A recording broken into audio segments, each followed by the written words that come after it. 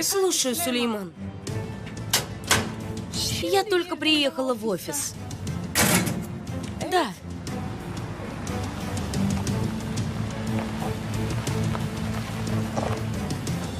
Посмотрю, в каком состоянии. Я уже давно не приезжала.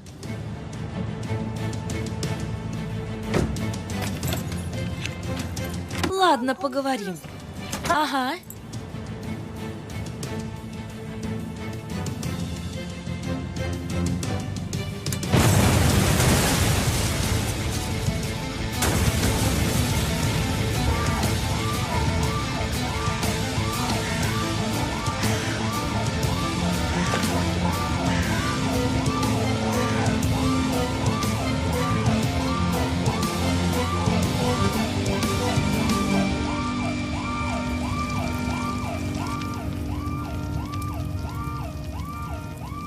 Иляй? Иляй!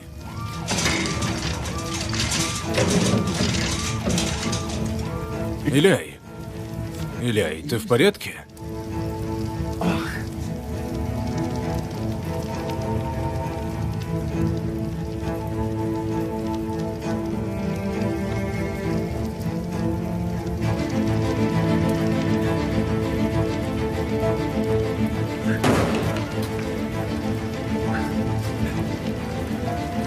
Иляй!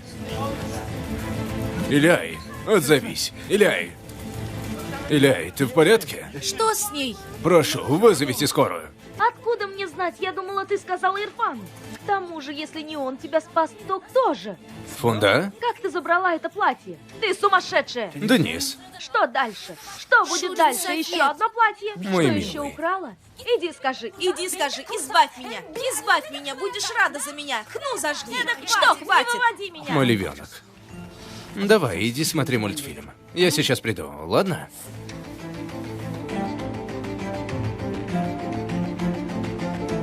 Давай, иди скажи. Давай.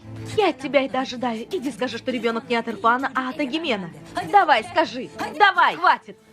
Стыдно должно быть. За кого ты меня принимаешь? Я умру, но не скажу Ирфану ни слова. Шурин, я не могу переключить канал. Хорошо. Шурин? Сестра, Шурин пришел, он слышал? Софет? Мгм. Добро пожаловать. Я не слышала. Шурин! Это не тот пульт. Хорошо, мой львенок. Я сейчас помою руки и включу тебе нужный канал.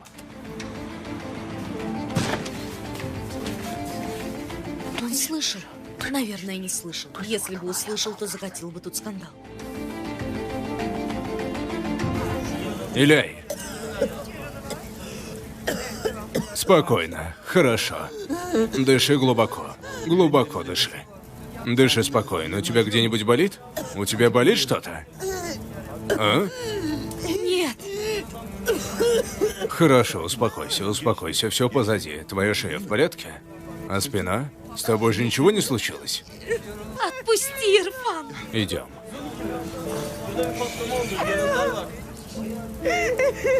Хорошо, ладно. Ирфан! Хорошо, хорошо. Все прошло. Прошло. Ирфан!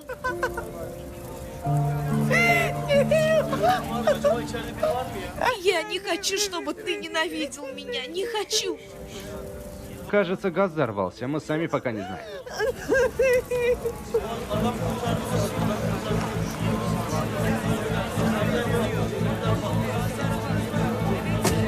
Что произошло? Что тут происходит? Что тут происходит? А? Что происходит? Отойдите, что происходит? Иляй! Отойди, отойди, Иляй.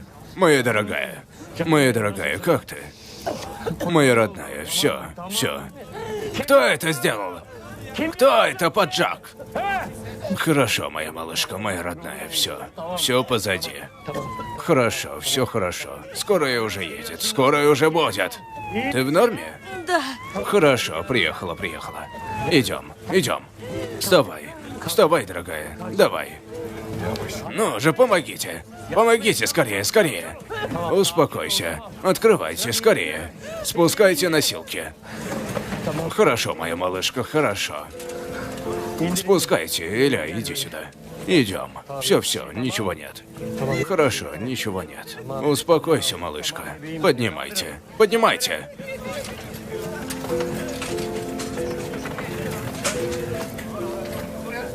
Ну же, скорее. Хорошо. Кто это сделал?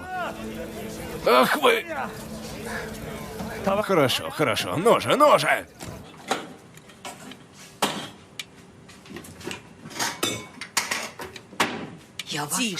Тише. Ты тут весь дом разрушила.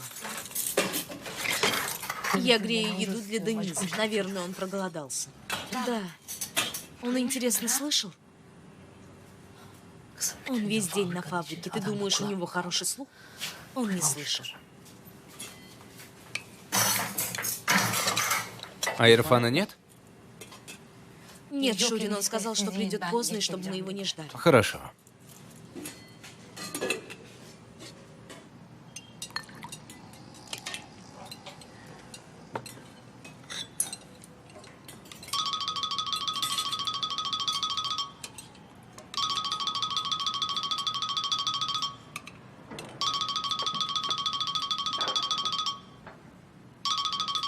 Вы начинайте. Что тебе, Егимен? Это, я кое-что скажу, но не паникуй. Случилось небольшое происшествие. На фабрике что-то случилось? Ты не в духе. Мастер по моторам отругал главного, а он нас. И не начислили зарплату. Да ладно тебе. Главное, чтобы выдали, пусть даже поздно. Шурин, но я не люблю этого. Ну что ты, малыш? Я приготовила специально для тебя, тем более это все органическое. Попробуй немного. Но сначала поешь немного супа. Тебе теплее станет. А где его мама? Ничего такого, его голос был нормальным. Я в пути, сейчас А где Ирфан? Эгимен, где Ирфан? В какой больнице? Срочно скажи мне.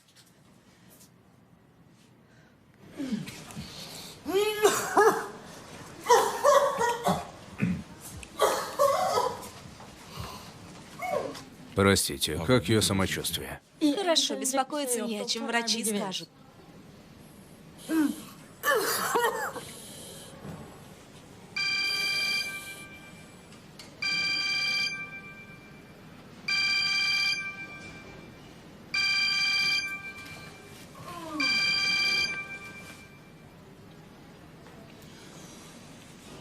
Ты посмотри, что случилось. Аварию, которую нельзя предугадать. Природный газ? Скорее всего. Хорошо, что ты успел. Спасибо.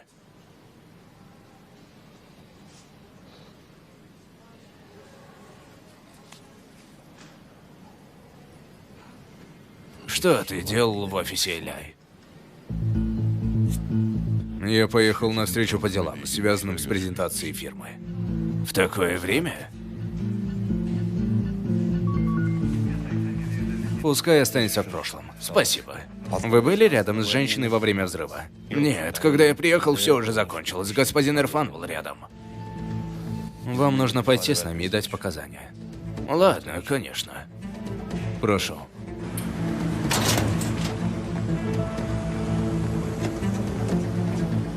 Он в больнице. Авария случилась.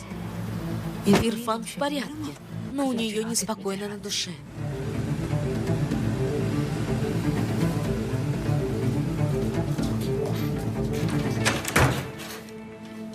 У меня в голове не укладывается.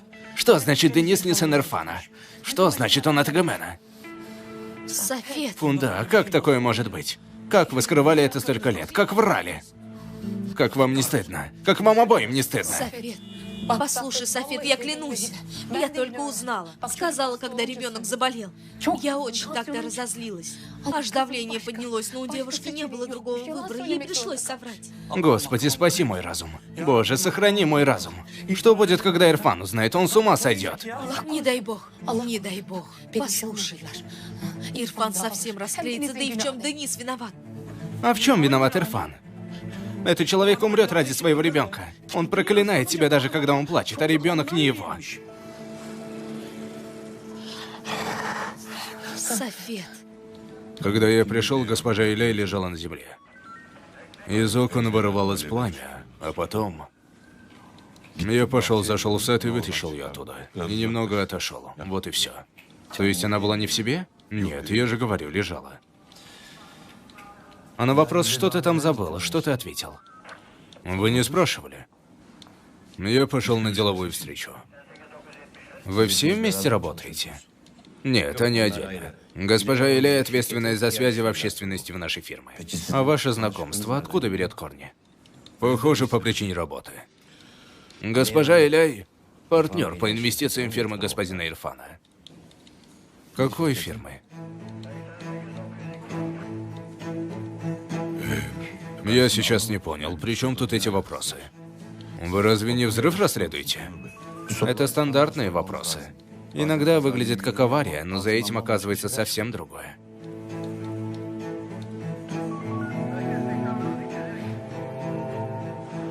Уверена, госпожа. Если бы ваш муж был в больнице, он бы зарегистрировался. Есть еще вопросы, в которых я могу помочь? Да. Говорят, Ирфана здесь нет, и на телефон не отвечает. Ирфан в порядке, не беспокойся, ничего нет. Господи, Господи, я умерла и воскресла заново. А где Ирфан? Зачем он приехал в больницу? Он кое-кого привез в больницу. Как это кое-кого? Кого он привез? Эгимен. Эгимен. Кого Ирфан привез в больницу?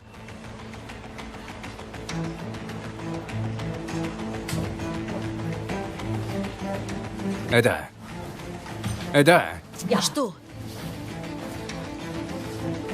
Да, и так ситуация запутанная. Давай сначала поймем, что случилось. Да. Отпусти!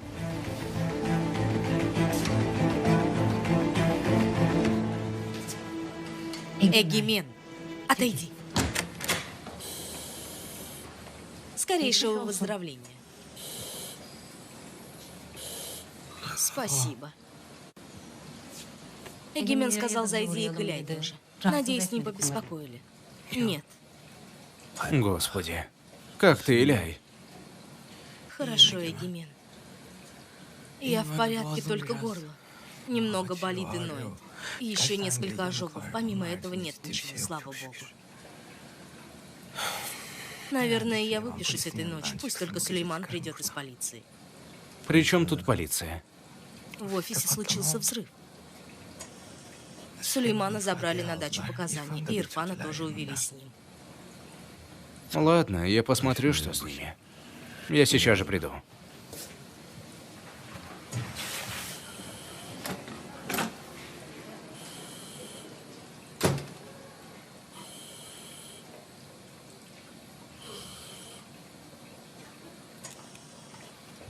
Садись, пожалуйста. Эда, ты стоишь на ногах. Когда Эгимен сказал, что Ирфан в больнице, я в спешке ушла из дома. Позвонила бы Ирфану. Хорошо, что ты легко отделалась. Могло бы быть хуже. Ирфан сказал, что ты помогла с делами. Насколько это было в моих силах. Я пытаюсь сделать то же, что делают все, Эда. Уверена, это так. Единственная проблема Ирфана — его сын. Деньги на операцию. Семья, будущее. Сейчас не время, но спасибо за то добро, которое ты сделала. Это тебе спасибо. Я в долгу перед Ирфаном. Не поняла.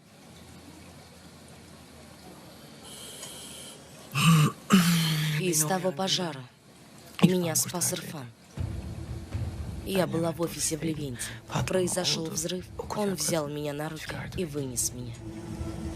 Если бы его там не было, меня бы могло здесь не быть.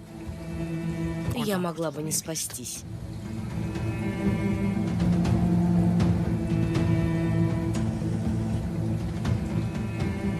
Полиция задаст пару вопросов, а потом оставит это дело. Господи, боже мой.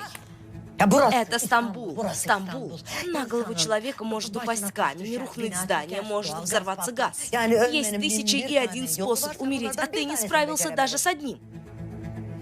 Оставь, зачем ты мне это все рассказываешь, а? Нет, человек пришел, нет, соседи прибежали на помощь. Результат какой? Результат? Ладно, я тебе потом перезвоню. Добрый вечер, я ложусь. Ты только лежать можешь, только лежать. Где твой отец? Где отец? В больнице, ждет у изголовья своей любовницы. Что случилось? Аллах, Аллах. Дом обрушивается на меня. Господи Боже. Сынок, послушай внимательно. Так, эта женщина выйдет за твоего отца замуж. И это не все. Она еще и сына родит. Что смеешься? Она разрушит наш дом, все обрушит на голову. Нет, мама, ты преувеличиваешь. Как будто у папы впервые любовница. Прости, Господи. Сынок, не бойся бешеной собаки. Бойся пожилых мужчин. За 1 год он отдал этой девушке виллу. О дальнейшем сам подумай. Все так серьезно? Наконец-то, да, все так серьезно. Послушай, ты каждое утро будешь ходить на работу, не будешь отходить от них. Ясно?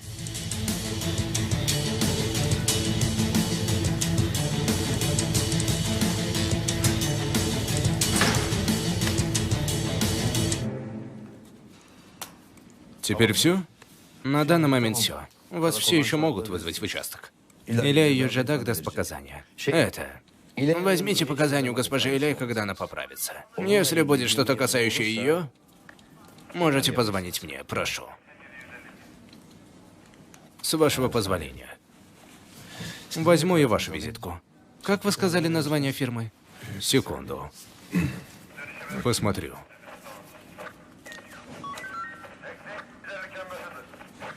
Я дал вам свой номер телефона и номер паспорта. Вы можете связаться со мной. Визиток не осталось. Ладно.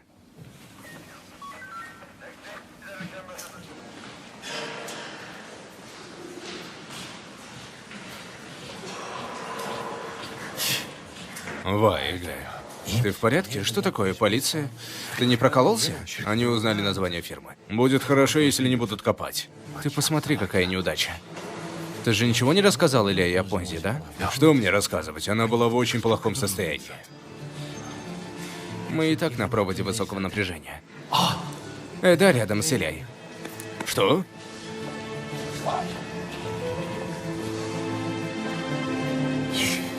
А если это не природный газ? А если это связано с нашими делами? До меня они не дотянутся, но... Офис Ильи слишком на виду. Я посмотрю, господин Сулейман, что есть, а чего нет. Узнаю, имеет ли это отношение к нашим делам. Если за этим делом кто-то стоит, если за этим что-то есть, я покажу, как разнести все вокруг. Я разберусь.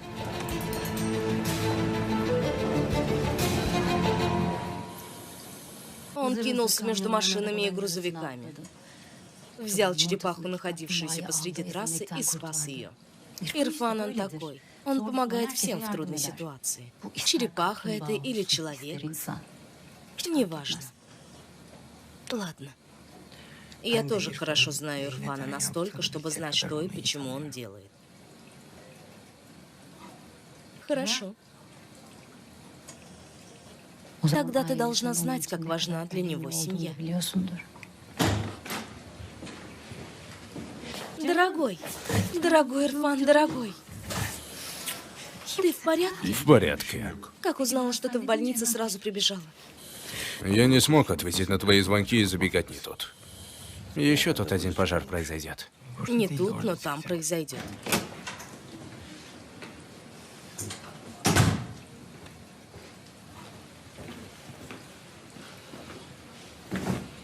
Иляй, как ты? Хорошо, Сулейман. Гораздо лучше. Мы уходим. Скорейшего выздоровления.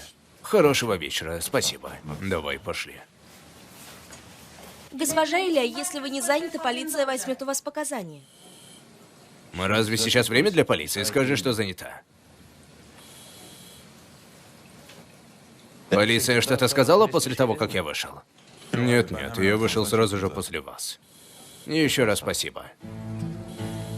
Давайте, хорошего вечера. Хорошего вечера. Ах, малышка. Смотри, взрывается офис любовницы Сулеймана Еванджи. И вы до сих пор говорите про природный газ. Даже если природный газ, он что, сам по себе взорвался? Тут что-то неладно, увидишь, я это чувствую. Сейчас же проверим, начальник. В каком состоянии женщина? Один мужчина зашел внутрь и спас ее. А кто он? Сосед? Нет, начальник. Мужчина по имени Ирфан Сайган. У него тоже взяли показания. Сказал, работаем вместе и все такое. Что мне делать?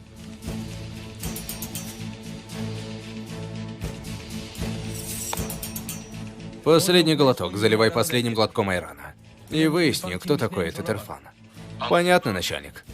Смотри, я вам доверяю. Хорошо, проверьте все. Не пропустите ничего. Если раскроем это дело, то поймаем этого господина Сулеймана. Хорошо? Хорошо, начальник. Хорошо.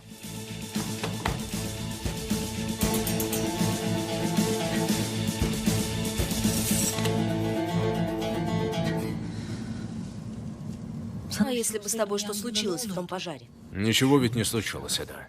Бог миловал тебя, поэтому не случилось. А если бы ты был ранен? А если бы сгорел? Мы бы не смогли поехать в шикарную больницу. Ждали бы очередную скорую вместе с 3 сотнями людей. Ирфан, а если бы ты умер? Не преувеличивай, да. Если бы ты умер, что бы было с Денизом? Из-за чужой любовницы, как ты можешь рисковать своей жизнью? Ладно, ты не подумал о себе, как ты можешь не подумать о сыне? Мне что, нужно было ее оставить? Пусть бы умерла, пусть умерла. Ты совсем не герой, тем более не герой этой женщины. Ты должен спасти только одного человека, и этот человек твой сын.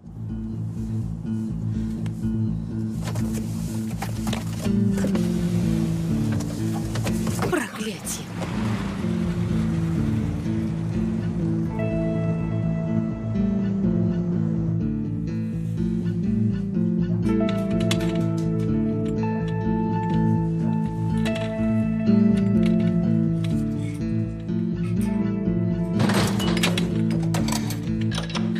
Где же оно?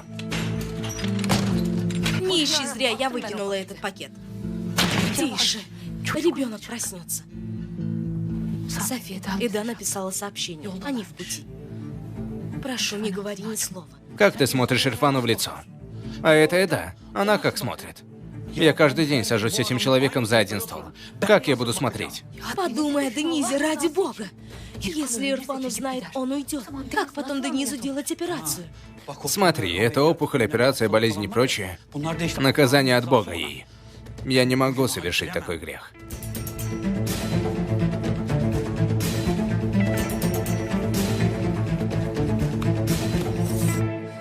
Положи руку на Коран. Положи, обещай, что рта не раскроешь. Фунда, не мешай мне, пожалуйста. Софет. Софет. Добро пожаловать. Денис уснул. И зять твой спит. Простите, Фунда, и вас потревожили на ночь глядя. Ну что вы. Спокойной ночи. Спасибо.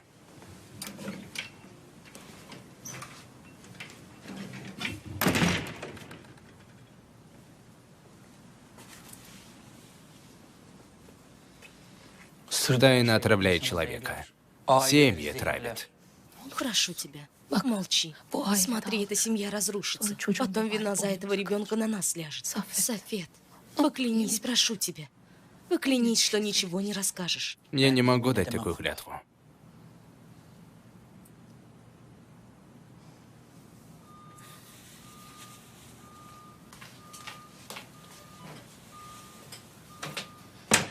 Какой молодец. Продолжай в таком же духе, хорошо? Эта женщина подожгла себя. Ирфан, она разрушает наш брак. Неужели ты не замечаешь? Ради бога, какие у тебя проблемы? Я тебе столько раз говорил, объяснял все. Смотри, говорю в последний раз. Илья взяла на работу сотрудника, которого сказал не брать. И я пошел туда для того, чтобы спросить с нее за это. Сотрудник. Этот Сулейман не видит, что к чему, но я вижу. Ты мне не доверяешь? Говори открыто. Не доверяю. С тех пор, как эта женщина появилась в нашей жизни, я тебе не доверяю. Прекрасно, и я тебе не доверяю. Почему я должен доверять женщине, которая совершила кражу? А ты что сделал? А? Ты разве не крал деньги ростовщика? Разве это не кража? Если я воровка, то и ты его. Все, что я делаю ради ребенка. А я пытаюсь спасти наш Да брак. ладно. Будь все проклято. Стена снова вздулась. А что ей еще делать? Как и наш брак, так ведь? Да, смотри. Я пытаюсь тебя понять, но мне очень трудно. Это кража, ложь и прочее. Откуда это взялось, не понимаю. Это не та Эда, которую я знал. Или же я тебя не знал, не понимаю. И я тебя совсем не узнала. Совсем. Не старайся впустую, стена снова вздуется.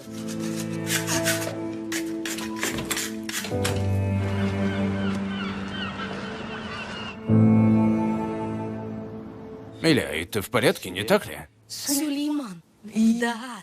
Да, я в порядке. Почему ты мне не веришь? Ты и врачей слышал. Если бы была не в порядке, зачем им говорить обратное? Благодарю, Гомес.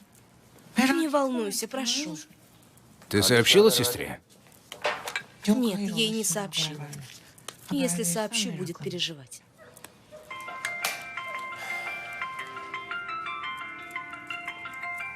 Слушаю. Вы разобрались с вещами? Хорошо, большое спасибо. До встречи. Что за вещи? Те, что везут на склад?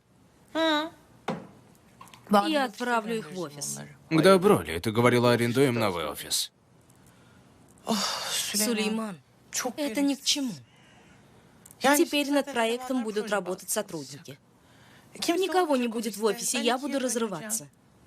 А мне это лишнее. Как пожелаешь, дорогая.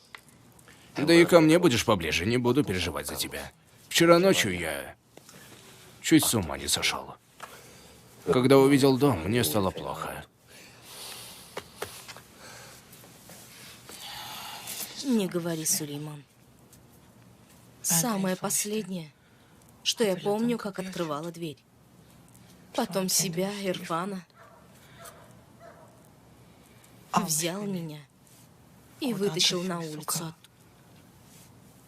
А между этим ничего не помню. Ничего. Хорошо, что Ирфан был там. Хоть какая-то от него польза.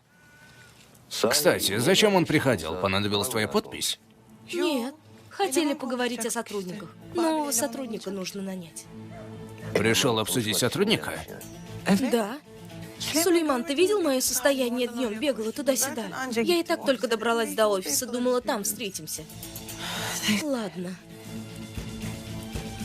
Я пойду приму душ. Потом позавтракаем. Ты голоден? Да, дорогая, хорошо. Демет, ты можешь приготовить нам завтрак?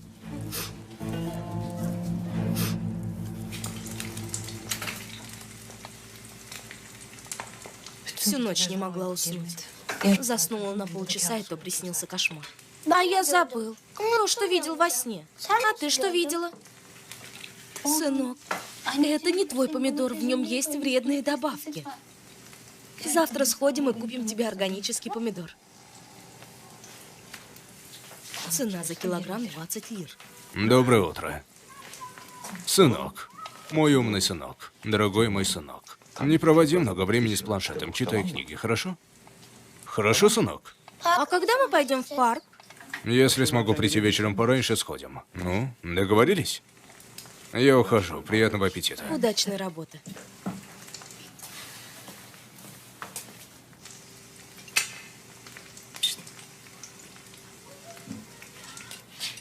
Это можешь подойти?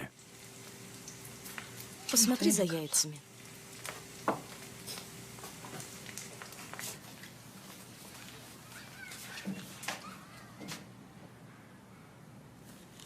Спасибо.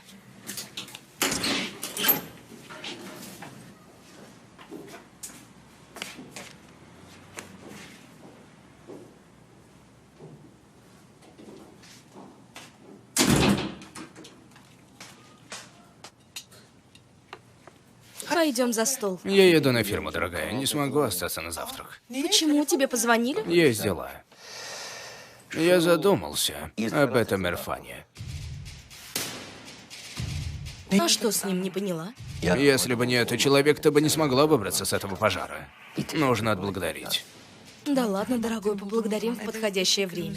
Раз ты в порядке, поужинаем вместе. Не будем оставаться в долгу перед ним, хорошо? Хорошо. Всего доброго.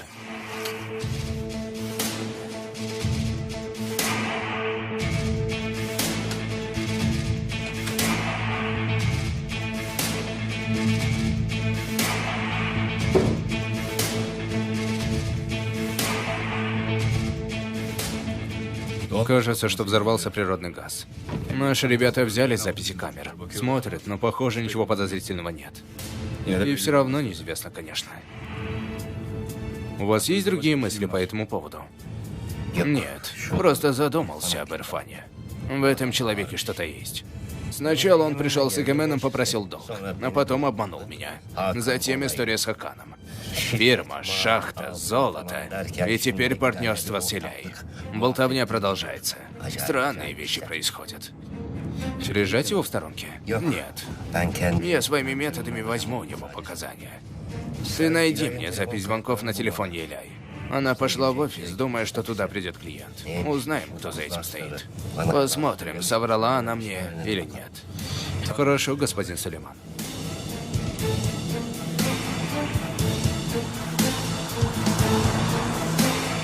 Осторожнее, ребята, что вы делаете? Ни за что потом не сможете расплатиться. Осторожнее, ребят. Комната слева. Вы сами увидите. В комнату слева. Поймите правильно, сестра Эши, но с ними надо разговаривать на их языке. Они не понимают вежливости. Я тоже. Сам родом из таких мест, иначе откуда мне знать о таком? Это для того, чтобы они не надели шкаф тебе на голову? Что? Я на их языке разговариваю. Надо поднять стол, отойди. Я этому научился в лицее. А ты ходил на курсы? Нет, я из сериала узнала. Откуда еще? Прямо наверх. Осторожнее, осторожнее, стол сломается. Что тут происходит? Вещи госпожи Иляй поднимают наверх. Доброе утро. Что вы здесь делаете, госпожа Айше? Работаю, господин Ирфан.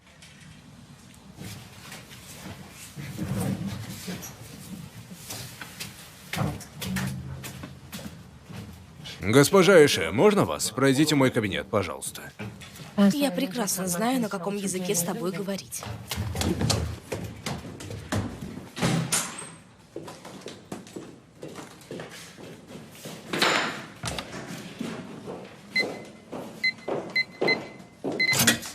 Закройте дверь.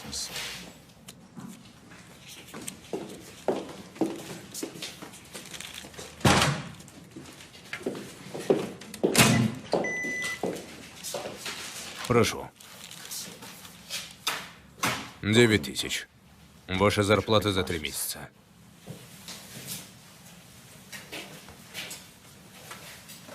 Вы меня увольняете? Госпожа Иляй совершила ошибку. Она взяла, не спросив меня. А я не хочу никого лишать денег. Какой же вы благородный, господин Ирфан. А можно узнать, почему меня уволили? Я считаю, что эта работа не для вас. У вас недостаточно требуемых качеств. Каких качеств? Я буду работать, научусь. Вы не можете здесь работать. Вот и все. Пожалуйста, возьмите компенсацию и уходите.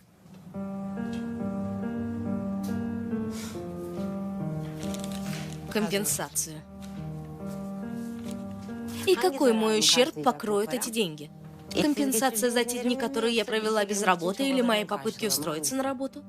Господин Ирфан, порой люди надеются. Они надеются, когда устраиваются на работу год или месяц, без разницы. В стране 4 миллиона безработных, и вы предлагаете мне стать одной из них? Так? Так просто? Надеюсь, в самое короткое время вы найдете работу. Хорошего дня.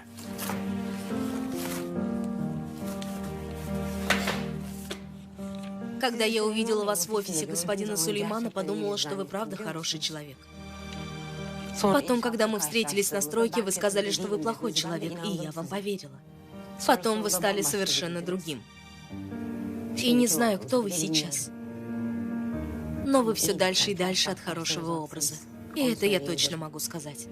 Что бы вы ни делали сейчас, откажитесь от этого. Кстати, это очень хорошее предложение. Но меня на работу взяла госпожа Иляй, и только она уволит. Господин Ирфан, пришел ваш гость.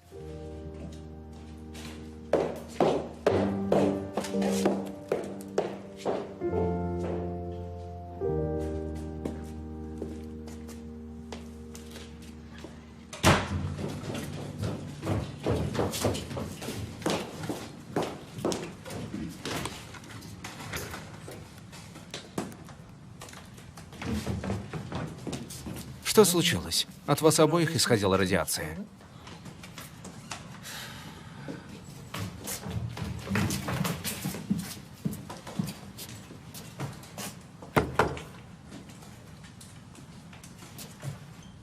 Ты не будешь путаться под ногами. И не будешь совать нос в чужие дела. Не будешь задавать ненужных вопросов. У тебя 2 недели. Это испытательный срок. Не посмотри на слезы.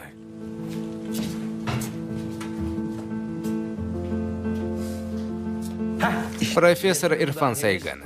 Человек, который ответит на все ваши вопросы. Здравствуйте.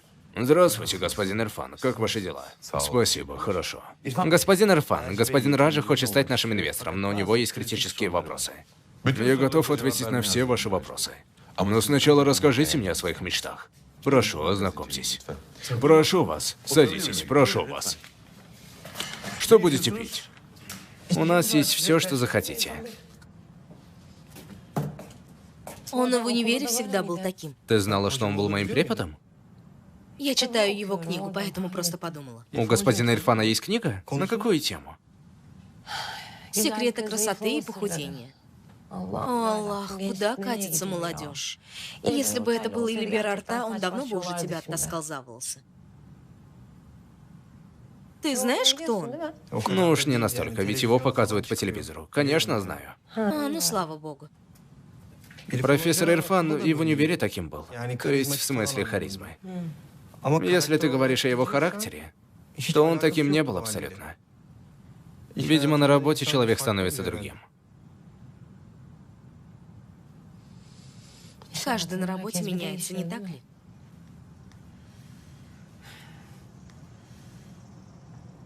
А у тебя нет работы? Профессор не дает тебе работу?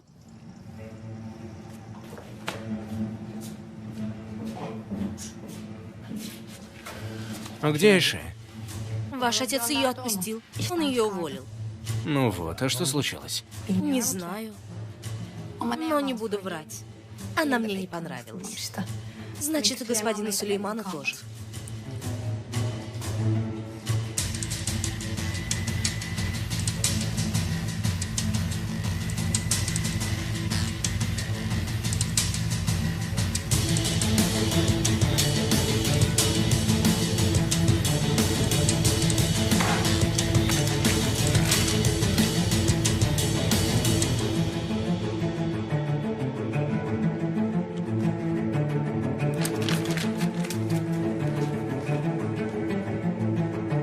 Большое спасибо. Рада знакомству. Спасибо, хорошего дня. Спасибо, что пришли. Большое спасибо. Спасибо, поздравляю. Спасибо большое. Большое спасибо. Спасибо.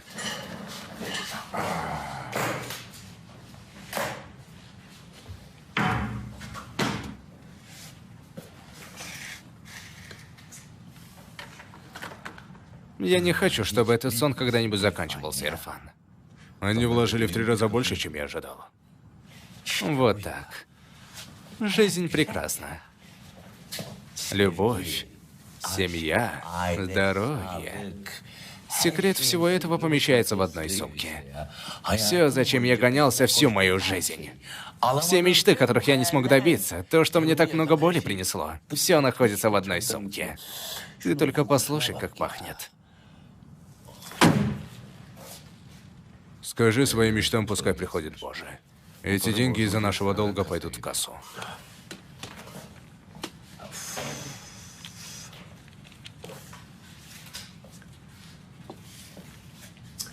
Я в ужасных отелях, в такси. А ты? Своим ничтожным внешним видом ты должен выглядеть более богатым. Ты же знаешь, я сколько раз тебе говорил, не потратив денег. Хорошо, чтобы заработать денег, нужно потратить, я понял. Кстати, я вчера взял 500 лир из кассы, нужно было кое-что купить дома. Да что ты, мне ничего не нужно, брат, на здоровье. На, возьми 500 лир.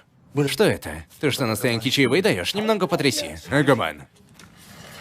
Ирфан, успокойся. Наши отцы говорили, что если даже найдешь на земле, то нужно посчитать. Брат, тяжело внести в банк столько наличных. Хорошо, мы потратим это на то, что не захотим отражать на банковских счетах и кредитных картах. Частично я погашу долг перед Сулейманом. Хорошо. Господин Агимен, господин Ирфан, звонил секретарь господина Сулеймана. Вечером он ждет вас на ужин с вашей супругой. Спасибо, мы ему сами сообщим. Они не ждут от вас ответа. Он сказал, чтобы вы пришли.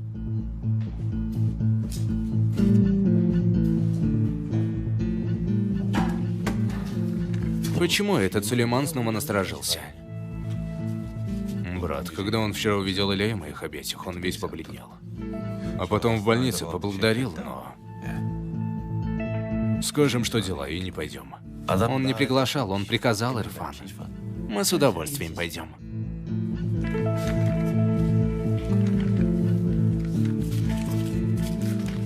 9998 лир. Я вечером полечу на вертолете. Ну ладно тебе. Расслабься немного. Улыбнись, улыбнись.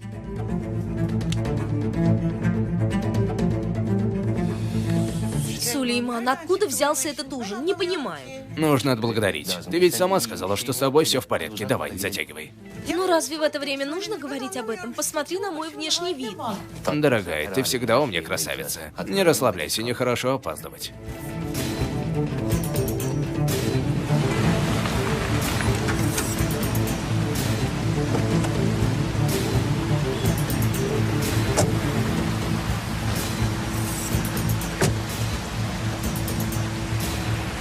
Эгоман. Минутку, Эгоман. Да. Обстановка будет напряженной, не обязательно и тебе идти, хорошо? Ты что думаешь, Ирфан? Что я буду кидаться на женщину? Хотя она заслужила. Послушай, я работаю с этими людьми. Пожалуйста, сдерживай себя. Пожалуйста. Хорошо, не волнуйся.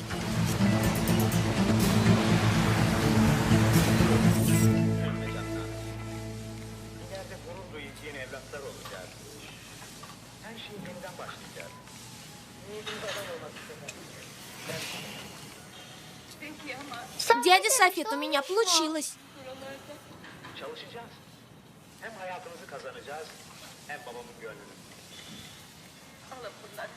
Ты на меня обиделся?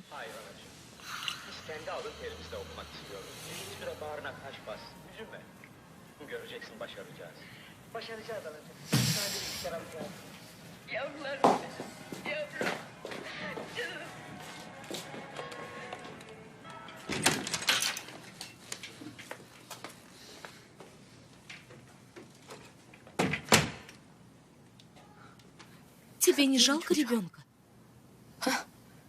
Он и так болен. Если что-то случится, тебя не будет мучить совесть? Софет, Денис родился у тебя на руках. Ты его любишь как своего ребенка. Поэтому я и не могу смириться. Я сегодня места себе не нахожу. У меня чуть крыша не съехала, понимаешь? Чуть крыша не съехала. Думал, я чокнусь. Лучше бы. Лучше бы не слышал этого. Лучше бы у нас отсох язык, и мы не могли говорить. Нет, Фунда. Не получается, не получается. Я не могу выдержать. Нельзя, нельзя, не может быть такого. Софет, Софет, пожалуйста. Пожалуйста, Софет. Прошу, Софет. Добро пожаловать. Спасибо. Здравствуйте. Здравствуйте, добро пожаловать. Спасибо, проходите. Добрый вечер, можно вас? Проходите, наш друг вам поможет. Спасибо. У нас был забронирован столик. Не знаю, чье имя. О, господин Ахмед, как вы? Эгомен Кавалжим есть? Господин Сулейман, добро пожаловать. Спасибо. О, господин Сулейман, добро пожаловать. Эржан, здравствуй, столик не готов? Готов, господин, проходите. Прошу. Добро пожаловать, проходите. Благодарю.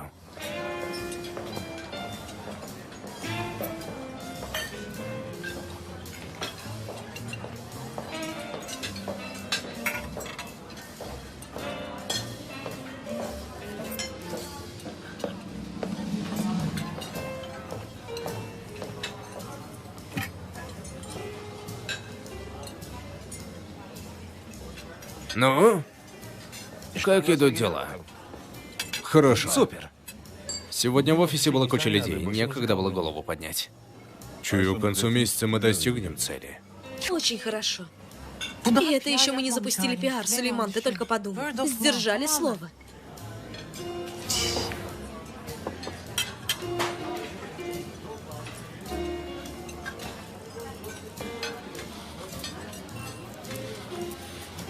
Госпожа Эда, вам понравилась еда? Да, очень вкусно, хорошо приготовлено. А вы раньше ели телячий язык? Очень вкусно, не так ли? Нет, никогда раньше не ела. Но я с первого взгляда вижу, что хорошо, что плохо. Приятного аппетита. И вам. Эгомен. Господин Сулейман, Иляй сказала, что у вас тоже есть монета на удачу, а это моя. Золото Абдул-Азиз. Откуда ты это взял? Про богатство говорят так. Господин Сулейман, вы, конечно, лучше знаете. Самое важное – это заработать первый миллион. А остальное само пойдет. И поэтому я сегодня купил это антикварное золото. Пускай золото манит золото, а деньги манит деньги. Мне понравилось. Пускай пока побудет у тебя.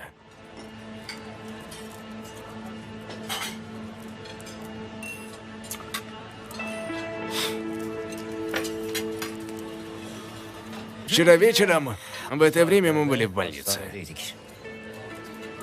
Если бы не ты, один Аллах знает, как бы Иляй спаслась оттуда. Спасибо тебе. Я обязан тебе жизнью. Ну что вы?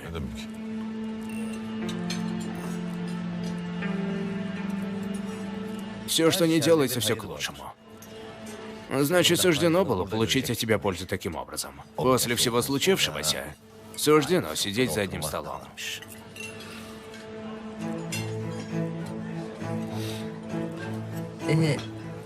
Что значит после случившегося? Ты не рассказал своей жене, Ирфан? Наше знакомство началось с драки.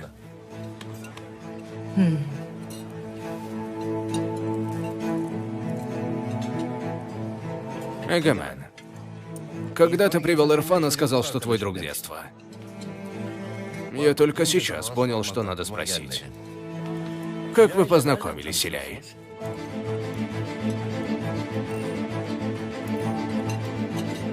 Работа. Концерт. А, ну да. Для тебя это, конечно, работа, а для меня концерт.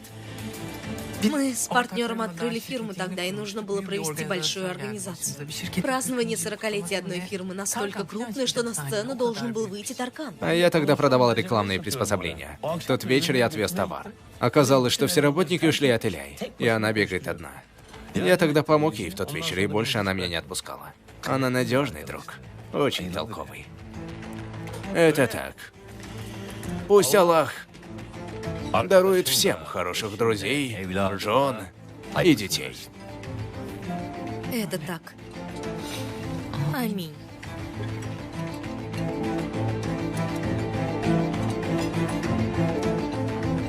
Прошу. За ваше здоровье.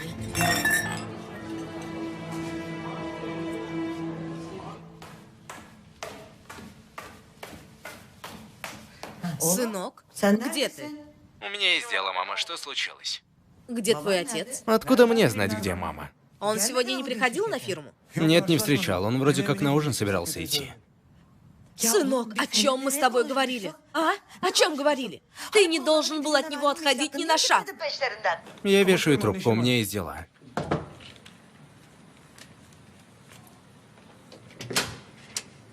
Слушаю. Добрый вечер, госпожа Айше дома? Здесь нет никакой Айше. Этот адрес разве не здесь? Верно, но такой тут нет.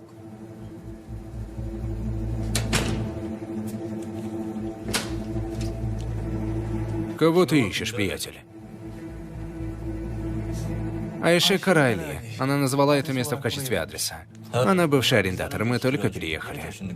Разве ее не Ильда звали? Нет, она не в курсе. Айше переехала. Куда они переехали, не знаете? Откуда мне знать? Спасибо.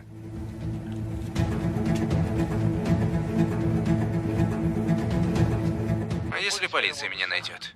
Они начали расследование, госпожа Кудрет. Ты выкинул сим-карту, как я тебе сказала? Выкинул. Тогда ладно. Бояться нечего. И если бы что-то было, давно бы уже запашок пошел. Значит, полиция ничего не нашла. Это дело скоро закроется. Даже если полиция закроет. Господин Сулейман разве даст закрыть? Если бы Сулейман нашел, уже давно бы случился конец света. Честное слово, мне стало гораздо легче, госпожа Кудрет. Нет, ты не будешь расслабляться. Пусть обстановка успокоится, и мы снова вернемся к повестке дня. Ты же не бросишь недоделанное дело, которое начал, да? То есть, как ты понимаешь, Сулейман Эгимен всегда был таким человеком. Никогда не было известно, что и когда он сделает, да, Эги? Жизнь. Спасибо. Вы столько всего пережили вместе. Интересно, что, вы не знакомы с Ирфаном? Никогда не встречались? Я долгое время не жил в Стамбуле, господин Сулейман. Поэтому я не знаю никого из разноцветной соцжизни Эгемена.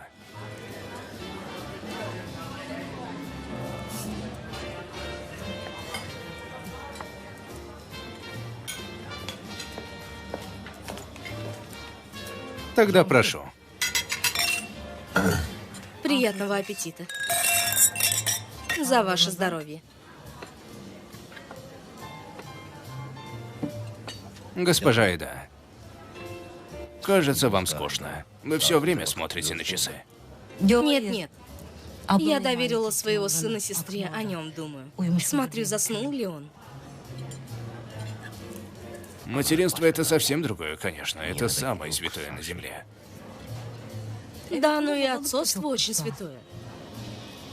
Ирфан стал очень хорошим отцом. Но знаете, что самое важное? Вырастить ребенка в семье полной любви. Конечно, это так. Эгимен, видишь? Все за этим столом святые. Только мы с тобой простые люди. Мне кажется, это попытка найти смысл для пустой жизни. То есть, куча святых детей, случайные выстрелы. Вы тоже такой, не так ли? Не надо. После того, как получится, это другое. Эгимен, мне кажется, ты лучше не женись и не заводи детей. Потому что ты не умеешь. Не любить, не быть любимым.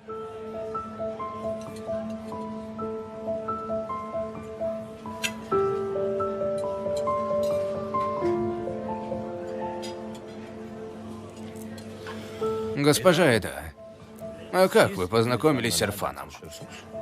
Как и Илья с Эгеменом? По работе? Нет, я была учительницей в начальной школе. Когда Денис появился, я бросила работу. Мы с Эдой были соседями. Да. Покойная мать Ирфана всегда меня очень любила. Потом Ирфан уехал в Америку, вернулся. Произошло много неприятностей, но...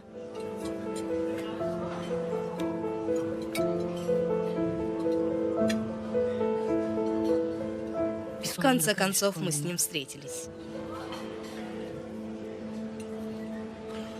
То есть вы с Ирфаном первая любовь друг друга.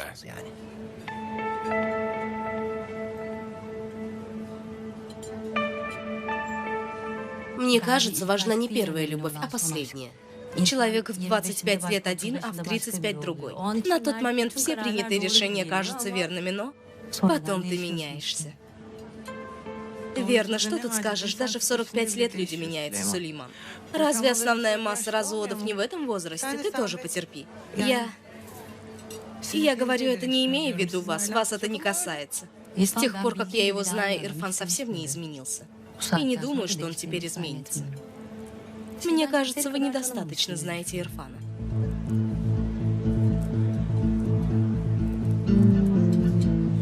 Что это значит? Я сказала это в общем, вы... Почему вы решили, что я вас не понимаю? Ладно. Я пойду позвоню Денису. Извините, мне надо ответить.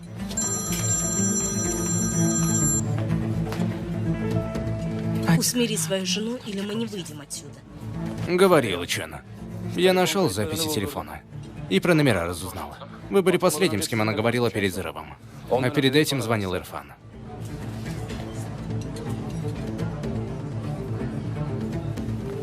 Эда, что ты делаешь? А что мне делать, Ирфан? Женщина все время меня подкалывает. Ты знаешь, кто этот человек? Это человек, у которого мы взяли в долг и обманули его. Тот, кто напал на наш дом, и тот, кто пытался меня убить. Он мафиозник. Если он узнает о моем прошлом селе, то убьет меня. Вечером в 6 был с кем-то разговор. Кто это был? Поэтому и затянулось. Кто-то позвонил, но номер не используется. То есть это не Ирфан звонил? Хотя бы мы поняли, что он не врал. Господин Сулейман, у нас проблемы покруче. Я узнал, кто является владельцем этой линии. Зарегистрирован на человека, который умер 2 года назад. То есть случилось то, что мы боялись. Кто-то взорвал офис госпожи Иляй. Что?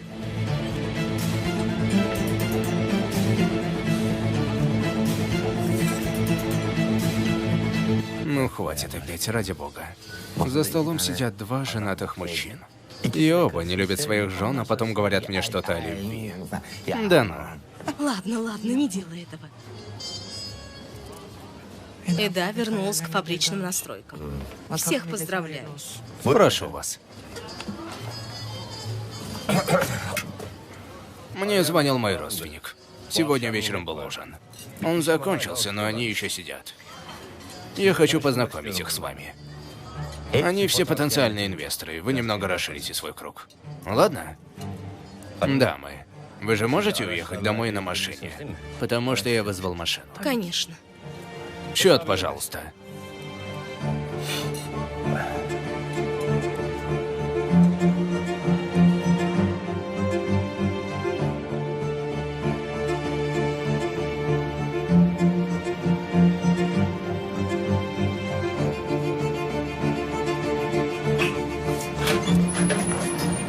Добро пожаловать, господин Сулейман. Спасибо.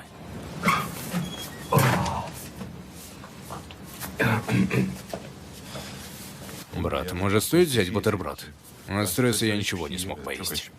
Тут нет никакого бутерброда, разве что французский бутерброд. Что? Куда он нас привел? Это место для особенных людей с ежемесячными взносами. Но неплохое, развлечемся. Послушай меня, он по-любому сомневается в нас. Он заставляет нас гулять с ними. Нет проблем, пока мы не дадим ему этого понять, проблем не будет. Идем. Ну же, ребята, пошли.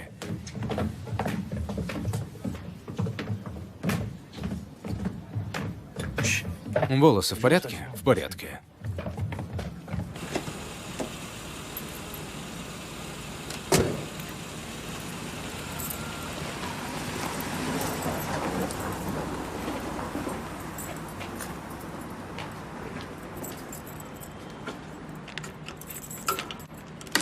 Ты что, одна вернулась домой? Шурин, ты меня напугал. Что ты тут делаешь на улице в это время? Дома мне было тесно. И я ждал вас. Точнее, Ирфана. Что такое? Какие-то проблемы? Как ты могла сделать это, Эда? Как ты могла? Как ты могла поступить так с Ирфаном?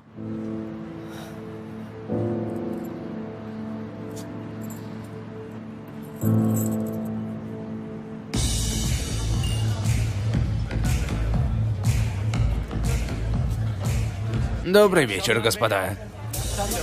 Добрый вечер. Эри? Здравствуйте, хорошего вечера. Как вы, госпожа? Здравствуйте. Здравствуйте. Здравствуйте. Я Эгомен, а я Джон Найт. Добрый вечер. Я привел вас познакомить со своими друзьями, они занимаются рудниками. Правда? Вы садитесь, скоро приду. Приятного аппетита. Ирфан Сайгон. Джунейд. Здравствуйте. Что значит рудники? Какие рудники? Драгоценные металлы. Отлично. Если хотите, поговорим. Я тебе позвоню. Хорошо. Развлекайся, Ирфан, я сейчас приду. Хорошо.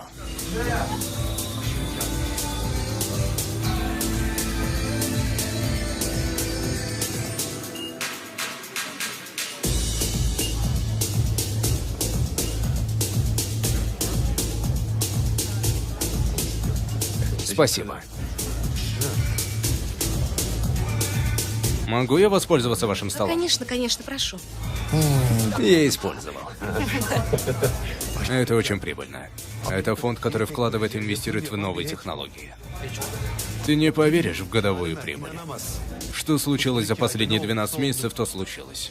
У меня же друзья в туризме. Те, что имеют отель в Анталии. Они тоже вложили деньги в это дело, а когда деньги не поступили, мне стало стыдно. Я Эгомен. Гизем, приятно познакомиться. И мне. Ребята, пока мы спорили с Беркаем, мы говорили о разнице между оригинальными и поддельными часами. Вы сможете их отличить? Давайте попробуем. Как вы видите, у нас есть двое часов. Я отдал $2000, но внешне идентичны. Иди сюда, иди. Джунейд, это же такие часы, которые мы купили в прошлый раз в Швейцарии, у меня такие же.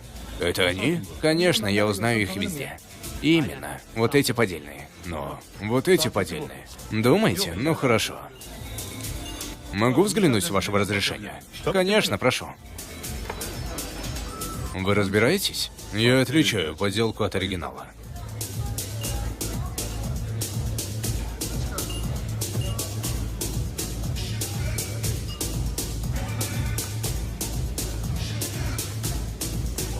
Это подделка. Хорошо.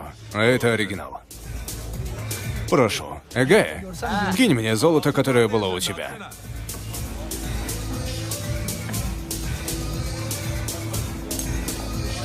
Господа, золото Абдул-Азиза. Прошу. Это подделка. Я ставлю ее сюда. Если кто-то считает по-другому, прошу. Браво! Браво! Продолжайте. Не потеряйте потом кольцо. Это начинает становиться интересным. Да-да, аплодисменты, аплодисменты. Кто-то звонил, но мы не смогли узнать, кто это. Он позвал Илья в офис, а потом произошел взрыв. Да ладно. А кого ты подозреваешь? Я это у тебя спрашиваю. Это могут быть ваши?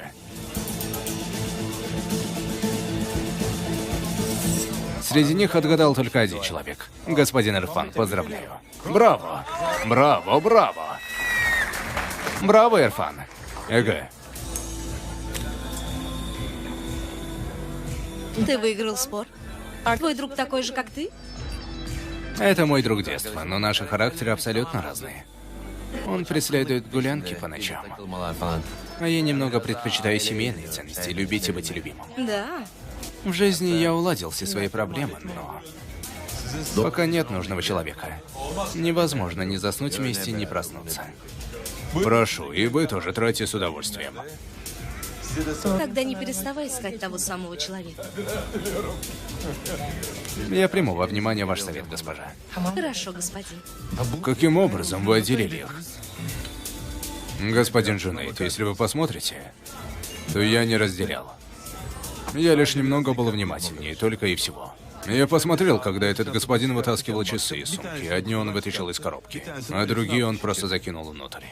Я начал пристально смотреть на часы после этого. Это вся история. Все так просто? Да. А мы тут спорим, что Ирфан разбирается в часах. О, Аллах. Я не разбираюсь в часах, но разбираюсь в финансах. Да? Да, если не поймете меня неправильно, то я должен вам кое-что сказать, господин Джунейд. Ну что вы, конечно. Простите, когда я пришел сюда впервые, вы говорили со своими друзьями. А я нечаянно услышал, о чем вы говорили. Вы говорили о каком-то фонде, у вас какие-то проблемы. Могли бы поделиться? Если они пытаются напугать меня при помощи подставки, то из этого ничего не получится хорошего. Ты понял меня? И ты тоже попробуй разузнать. Не поймите неправильно. Был бы на вашем месте, утром бы забрал свои деньги. И не ждите никакой прибыли.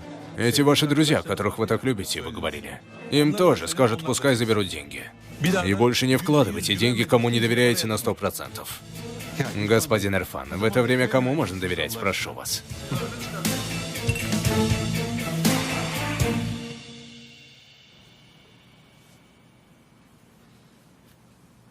Ах, дорогая. Ах.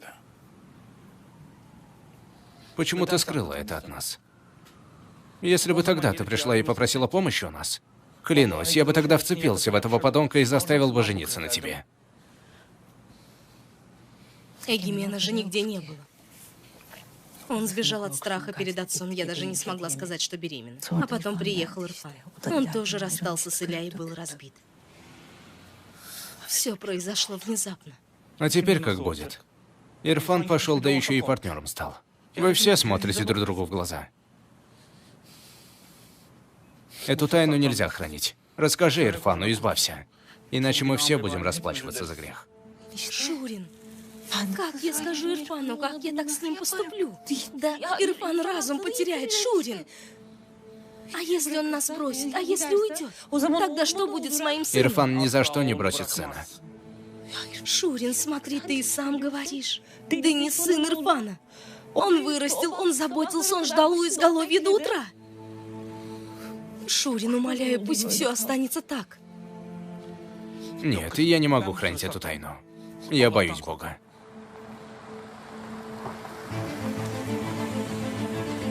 Ирфан пришел. Шурин, Шурин, Шурин, Шурин, Шурин, умоляю. Умоляю, не говори, Шурин. Поговори с мужем, иначе я поговорю. Шурин, проси все, но не проси у меня этого, умоляю, Шурин.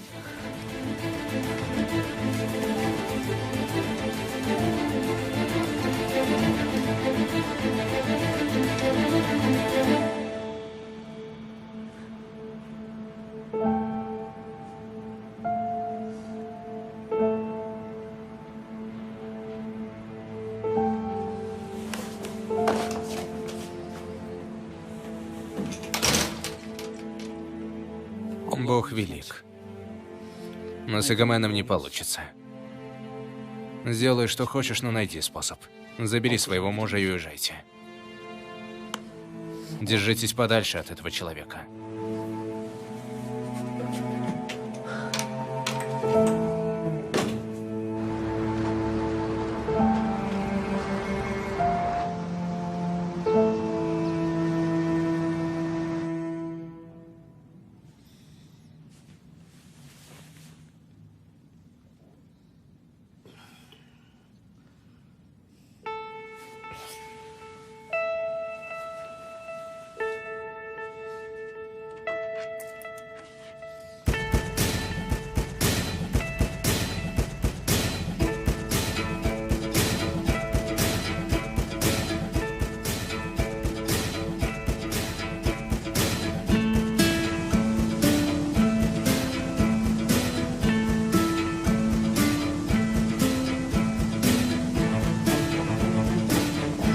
Хорошо. Я сейчас посмотрю, господин.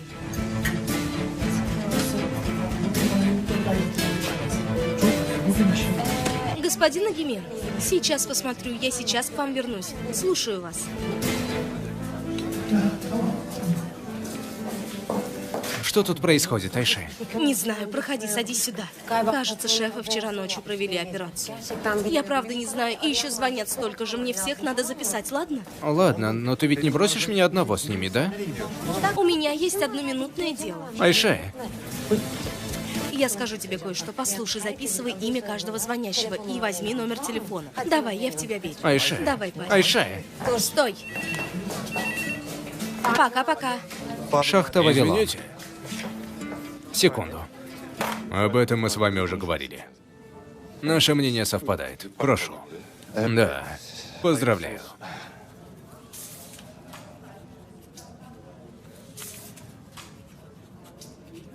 Сколько вложил господин Тунжай? Мы не можем назвать точно, сколько вложил, но... довольно много. Извините. Не беспокойтесь. В следующем месяце вложу еще больше. Ладно. Поздравляю, ЭГ. Я тоже подпишу. Поздравляю. Спасибо. Вам спасибо. Сейчас же подпишу. Извините, мне надо ответить. Прошу, пожалуйста.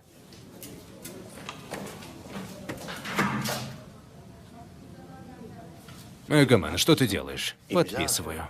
Нет, я про это говорю. Очень хорошая, да? К тому же 2 миллиона.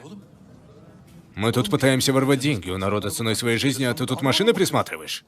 Не могу поверить, Эгомен. Профессор, я не заканчивал крутой универ, как ты, и у меня не было таких прекрасных званий. Может быть, я хочу, чтобы эта машина стала моим символом. За всю свою жизнь я никогда не осуществлял свою мечту. Может, став владельцем этой машины, я хотя бы как-то возвысюсь. Эгомен, ты понимаешь? Я внятно объясняю, Ирфан? Послушай, ты слишком сдерживаешь себя. Все будет прекрасно, мы выберемся отсюда. Денис поправится. Все будет хорошо, Ирфан. Я обещаю тебе. Я тоже стану человеком впервые. Посмотри-ка, из меня получится человек.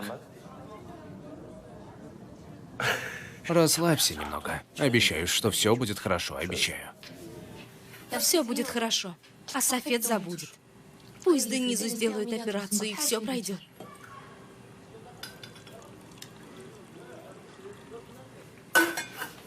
Когда вы пойдете на контроль? Завтра иду, но у меня совсем нет надежды. А если не получится? У меня больше нет ни денег, ни терпения. Что случилось? Нет, сынок, там есть сахар. Можешь съесть фрукт. Я могу уже взять планшет? Бери, но папе не говори, ладно?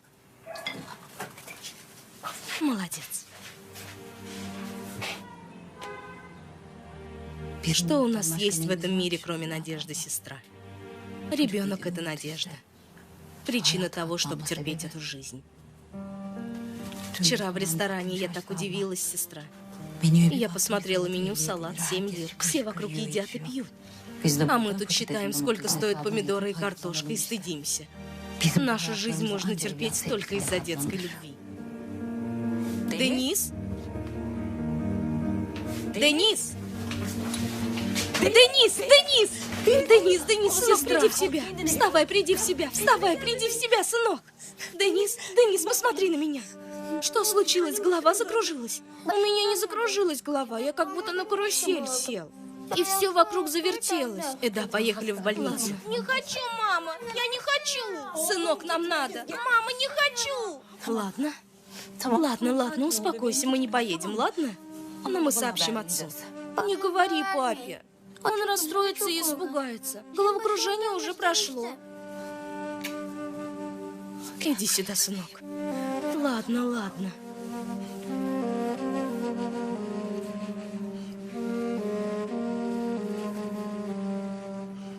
Один бессовестный прицепился ко мне. Я не хотела говорить папе, он болен. Не нужно. Потом мы пошли в полицию, потом переехали. И я сменила номер телефона. Хорошо, что наши вещи перевезли наши знакомые люди. Я так и узнала, что вы звонили. Спасибо, что уделили время. Значит, поэтому у вас закрыты социальные сети. А я что только не подумал. Почему ты не рассказала? Мы бы помогли. Нет, у вас и так полно хлопот. Не хотела этим вас загружать. Я не смогла даже поблагодарить вас, уйдя с работы. Погоди. Ты устроилась на новую работу? Госпожа Иляй позвала, и я пошла. Я хотела вам рассказать. Я смотрю, ты сразу побежала. У меня не было другого выхода. Мой отец не работает, только я. Все зависят только от меня. Конечно, я бы предпочла работать в вашей фирме. Да, неприятно вышло. Папа такой, резко принимает решение. Неужели нет никакого способа? Может, вы поговорите с ним? Посмотрим, но не будем торопиться.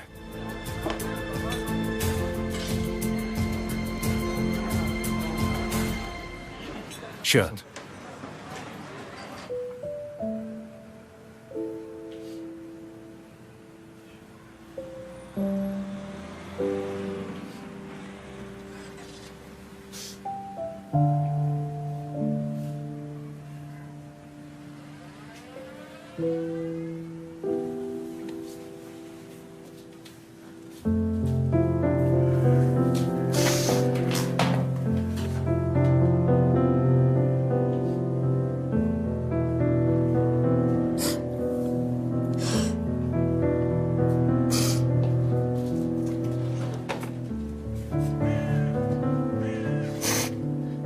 Да, не надо. Ты должна быть сильной ради ребенка. Что мы будем делать, сестра? Что? Что за безвыходность, сестра? Что это такое? Потерпи, сестренка. Все будет хорошо. Аллах излечит его.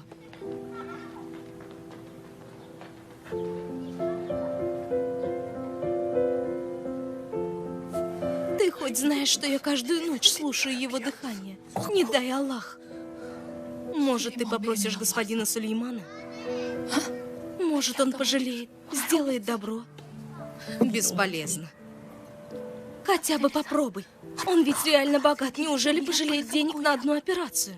Ты знаешь, как все обстоит на самом деле. Все не так, как ты думаешь, Ирфан. Но ты ведь не Ирфан. Ты ведь мать. Мать. Сколько ты еще просидишь, сложив руки? К тому же, он ведь тоже чей-то отец.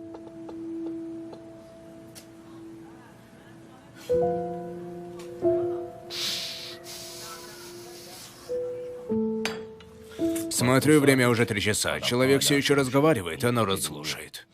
Он хороший оратор. Да, на словах всех можно убедить, но как только дело доходит до денег, все меняется. Кто звонит? Не знаю. В моем новом телефоне записан только твой номер.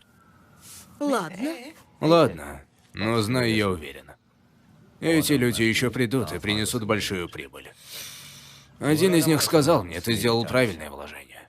Хорошо, но мы не забыли, что они тебя обокрали.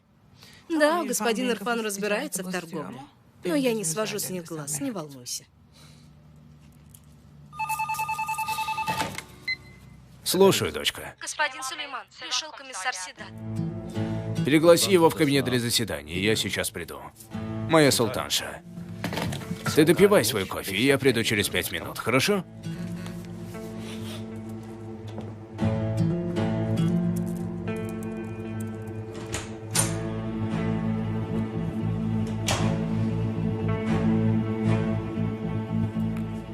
Это еда. Мы можем с тобой поговорить?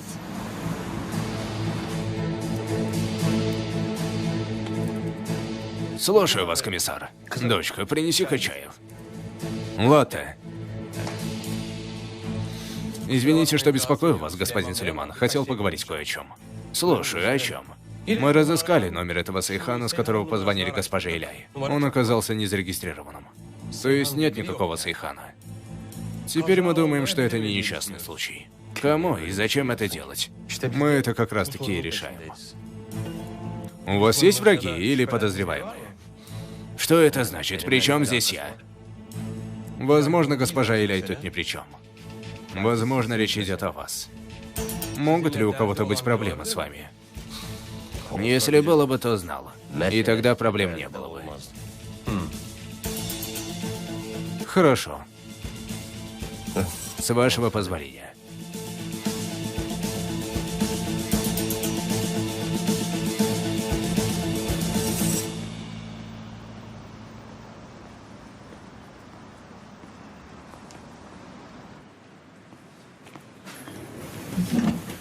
Да, я тебя слушаю.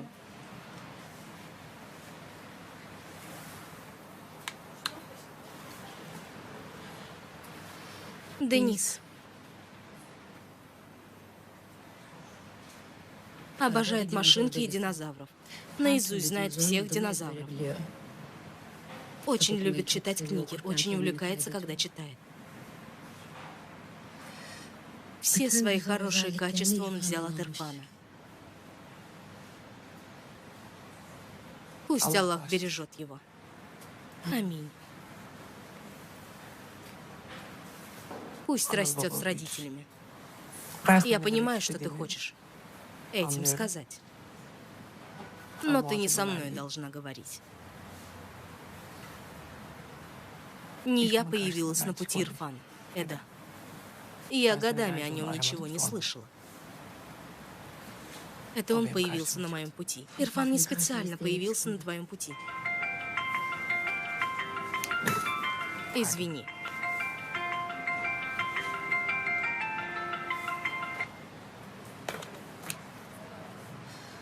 Вы оба хотели от этой жизни разные вещи.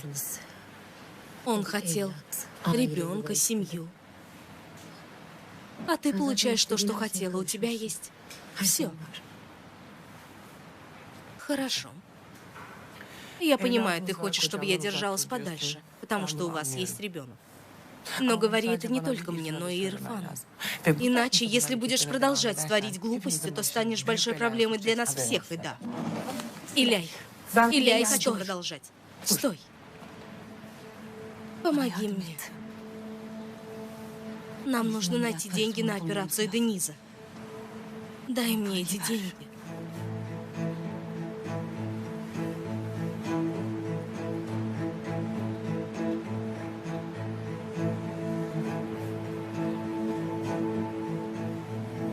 Я не могу решать это одна. Поговори с господином Сулейманом. Пусть мой сын вылечится, потом делайте, что хотите. А Ирфан пойдет к той, кому хочет.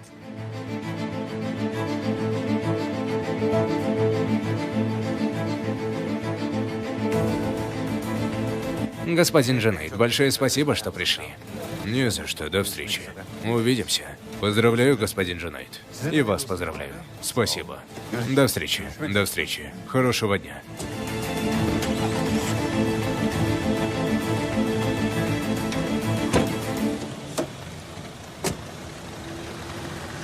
Какой он хороший человек, мой дорогой. Он так легко положил деньги на стол. И он говорит, что еще принесет. Какой он милый. Я думал, ты его расцелуешь. Я его поцелую, профессор, обязательно поцелую.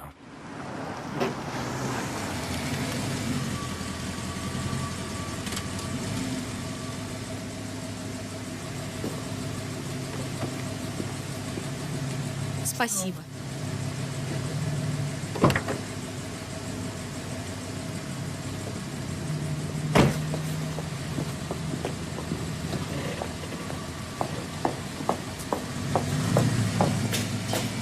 Мы лишь пообедали.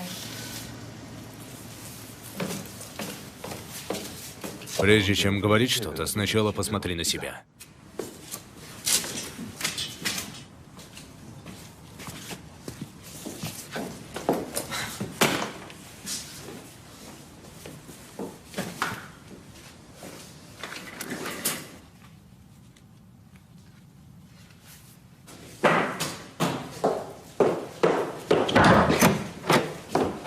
Господин Ирфан, могу я кое-что у вас спросить? Какие у вас со мной проблемы?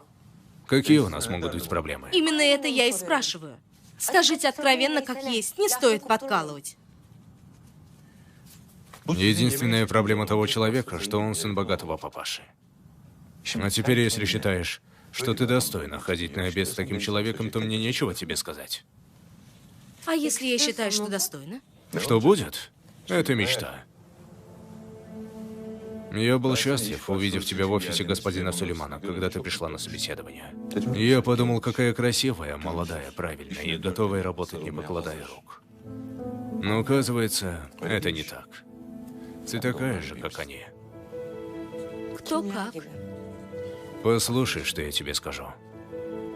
Я хочу, чтобы ты узнала, прежде чем сближаться с этим Хаканом, какой он на самом деле человек. И больше ничего не скажу. Господин Ирфан, послушайте. Если вы знаете что-то касаемо Хакана, прошу, скажите мне.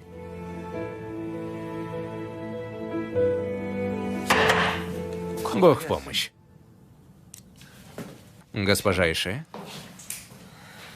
Бог в помощь. Ирфан, в этой женщине какая-то особенная энергетика. Так и есть. Прошу. Дай. Давай посчитаем. Да если найдешь на земле, посчитай 9998. Верно. В этой девушке и правда что-то есть, но либо я дурак, и не могу понять, какой она человек, либо она не так, какой кажется.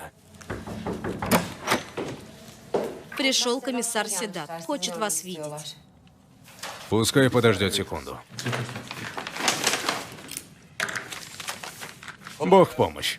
Эгомен Ковалжем, господин Ирфан. Добро пожаловать. Прошу, госпожа Ише, вы можете идти. Поздравляю, кажется, вы недавно открылись. Так и есть. Вы из какого подразделения? Вы партнеры с госпожой Иляй, не так ли? Госпожа Иляй наш инвестор. Как мы можем вам помочь, господин комиссар? Это... Вложения в рудники стали очень популярными, не так ли? Да, повысился интерес. Но вложение в золото всегда прибыльно. А сколько процентов вложил господин Сулейман? Господин Сулейман не является нашим партнером. Вы так подумали из-за госпожи Иляй? Чем мы можем вам помочь?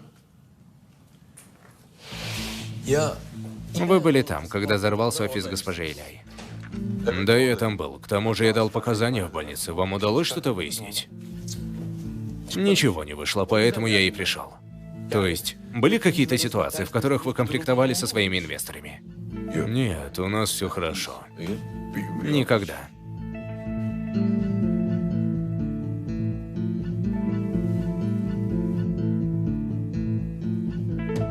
Мы можем вам помочь чем-то еще? Нет. Нет, нет. Мы будем на связи. Если что, я повторно заеду. Хорошо. Конечно. Хорошего дня. Бог в помощь. Прошу прощения, что побеспокоил. Будем ждать всегда.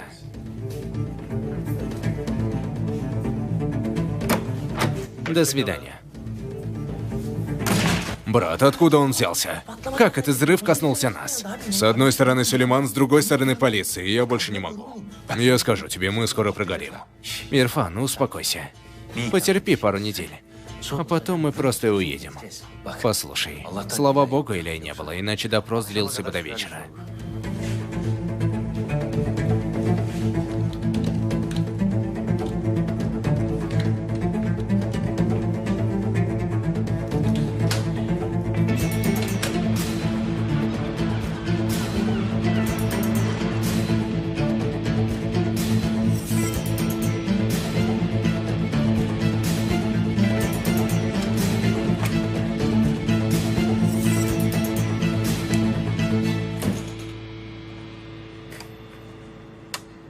Да?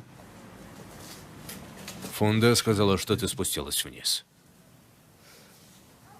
Сегодня сестра сказала, что самая большая надежда в жизни – это ребенок. Даже если ты примешь и смиришься с тем, что произошло, то ты надеешься на то, что они проживут жизнь лучше.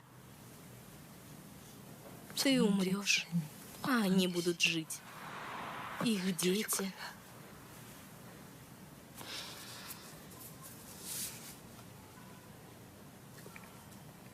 Сегодня Денис попросил у меня печенье, и я не дала. Говорю, не дам. Иди ешь яблоко. Он такой умный. А потом он оказался на полу. Что? Почему ты не сказала мне? Давай отвезем его в больницу. А что поменяется? Что поменяется? Ему сделают обезболивающее. Ирфан. Ирфан, я больше не могу. Осталось несколько дней, и скоро во сне у него начнутся атаки. Я сойду с ума. Я, кажется, уже схожу с ума, Ирфан. Ирфан, я видела этих людей. Видела. Я видела господина Сулеймана. Для него деньги на операцию моего сына – это ничего. Он же не каменный, он обязательно поймет. А если не поймет, то умоляй его. Ирфан, умоляй. Умоляй. Да. Я должен этому человеку. Что? У меня большой долг. 20 миллионов. Пока я пытался найти денег, я погряз в этом еще больше. Я очень старался, правда. С каждой стороны я зажат, но я пытаюсь сделать все. Хватит! Хватит, не рассказывай мне про это. Нет, он, видите ли, пытается. А какой итог? А какой итог? Долг в 20 миллионов? Ты мне сказал, что спасешь моего сына. Ты дал слово, которое не сдержишь.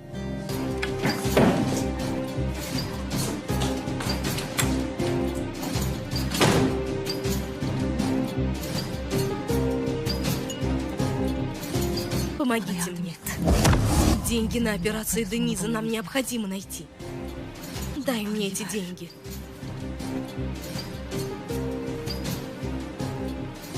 Я не могу решить это одна. Поговори с господином Сулейманом. Пусть мой сын вылечится, а потом делайте, что хотите. Ты была на совещании, и я не мог дозвониться. Нет, у меня были другие дела. Что это за дело важнее меня? Сулейман. Мне сегодня было очень плохо. Меня руки-ноги не держали, я не знала, что делать. Я впервые такое переживаю. В чем дело, жизнь моя? Жена Ирфана. Эда. Сегодня звонила мне, предложила встретиться. Сулейман, у них ребенок 7 лет, опухоль головного мозга. И если не сделать операцию, ребенок умрет. Женщина чуть не в ноги не упала. Ты только подумай, а если бы это был наш ребенок?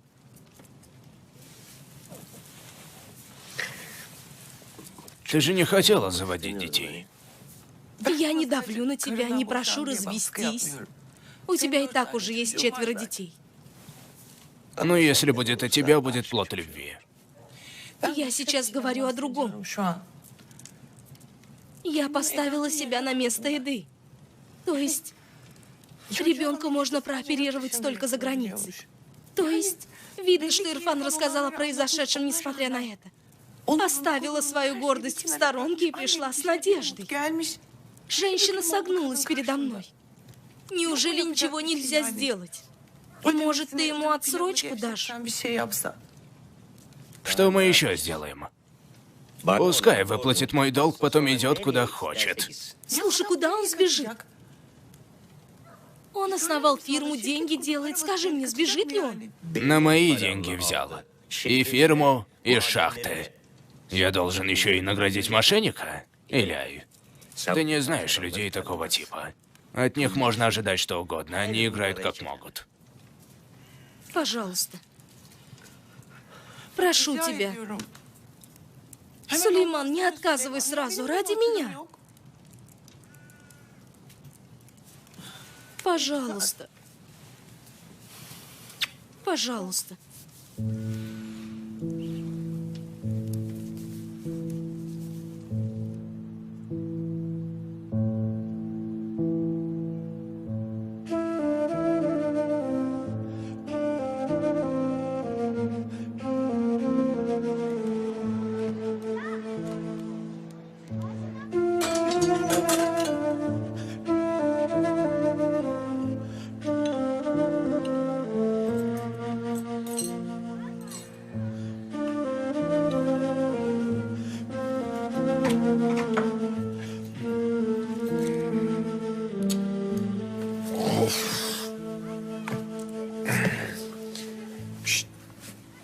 Соня, давай, вставай. Уже очень поздно, сынок, давай. Давай. Завтрак готов. Хорошо. Сынок, вставай же. Поздно уже, давай. Денис? Соня. А ну-ка давай, сынок, вставай. Денис, вставай, сынок. Давай, единственный мой. Денис. Денис? Денис? Сынок. Денис. Сынок. Денис, сынок. Папа, что ты делаешь? Что случилось? Что? Что случилось, сынок? Ты в порядке? Почему папа так сделал? Единственный.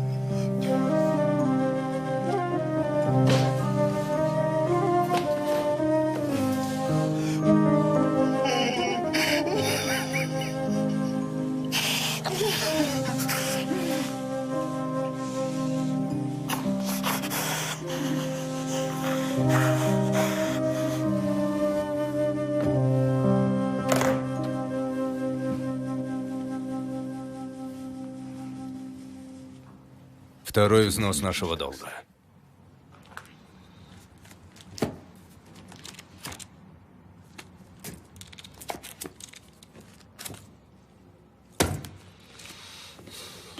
Господин Сулейман, я бы очень хотел заключить с вами договор. Но не могу дать вам ничего, кроме своей жизни, к сожалению. Я прошу от вас доброго дела. Когда ты пришел ко мне, я сказал, кто-то приходит ко мне взять в долг. Кто-то за добром. Но ты не просил добра. Кое-какие вещи изменились. Что изменилось? И в те времена твой ребенок был болен. И деньги были нужны, и теперь так же. Тогда у меня было больше надежды. И кажется, я был гордым. То есть, надежда закончилась, гордость исчезла, так, Ирфан? Стыдишься просить добра у такого человека, как я, значит? Я проявлю терпение, подожду. Я знал, что твое высокомерие разрушится. Я ждал дня, когда ты будешь вынужден проявить уважение ко мне. И он настал. Теперь говори, какого добра ты просишь? Отсрочим этот долг. Я прооперирую на эти деньги своего сына.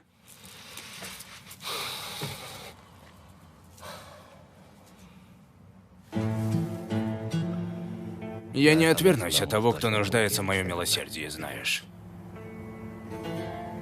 Хочешь добра или нет, тебе решать. Я до этого дня только руку отца целовал. Все бывает в первый раз. Не забудешь этого теперь.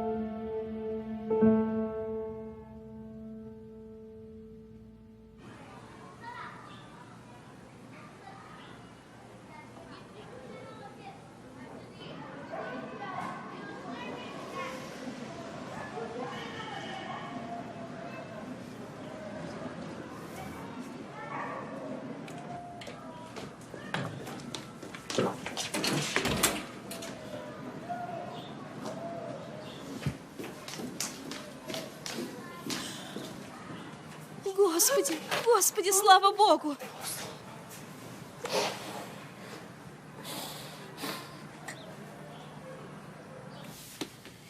Мне надо сейчас же поехать в больницу. Нам надо отправить туда справки. Обычно это длится долго, но у нас срочное дело.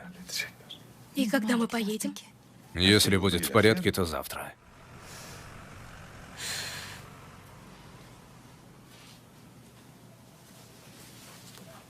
Ирфан, давай не будем возвращаться. Что это значит? Что нас тут держит? Наши друзья, подруги. В трудную минуту они повернулись к нам спиной. Или гарантия хорошего будущего? Хорошая обстановка, в которой мы можем вырастить сына. Что есть, Ирфан? Нас тут ничего не держит. Это твоя семья. Фундаюсь, ты не будешь скучать? Да, буду скучать. Буду скучать, но... И сестра, и Шурин захотят, чтобы мы были там, где нам хорошо. Моя семья, вы. Ты, Денис. Им я не нужна. Да и мне вас достаточно. Это сложное решение, да. Разве можно его принять за один день? Не знаю. Мы говорим о том, чтобы уехать и никогда не возвращаться. Ты разве не говорил, что сделаешь все ради сына, все выдержишь? Поехали. Поехали, Ирфан, построим себе новую жизнь. Подальше ото всех и от всего. Что тут тебя держит? Идеалы, мечты. Что держит, Ирфан? Что тут тебя держит? Тут нет ничего, кроме бед. Нет. Если мы останемся, случатся плохие вещи, Ирфан.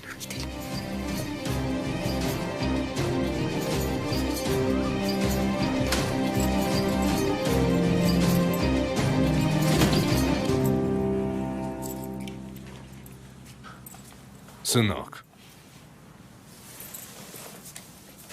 Ты опять опоздал, папа. Собирались пойти в парк. ты прав, сынок. Что поделать, потом пойдем. Сейчас поиграем тут вместе. Ты говоришь, потом пойдем, но никогда не приходишь. Сынок, мы разве с тобой никогда не ходили в парк? Я посчитал. Мы 2 раза ходили.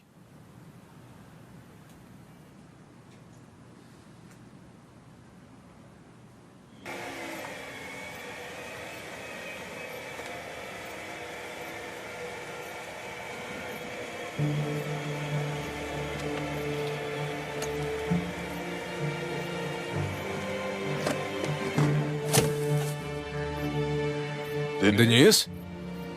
Сынок. Сынок, почему ты врезался в дерево? Почему не свернул? А, сынок? Я не увидел.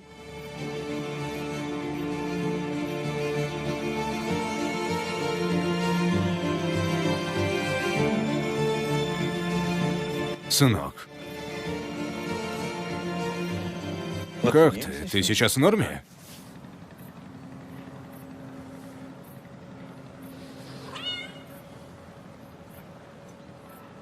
Ну, давай. Выйдем отсюда.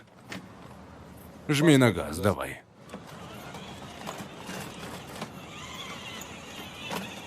Я буду рулить, а ты жми на газ и тормоз. Ладно, сынок?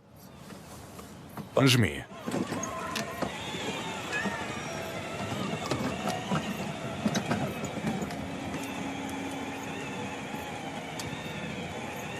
Как ты сейчас? Будешь сам рулить? Держи.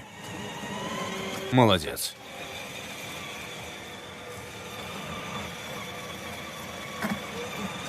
Спой, Ринанай. Что? Ринанай. Я не помню, как там было. Лучше спой сам.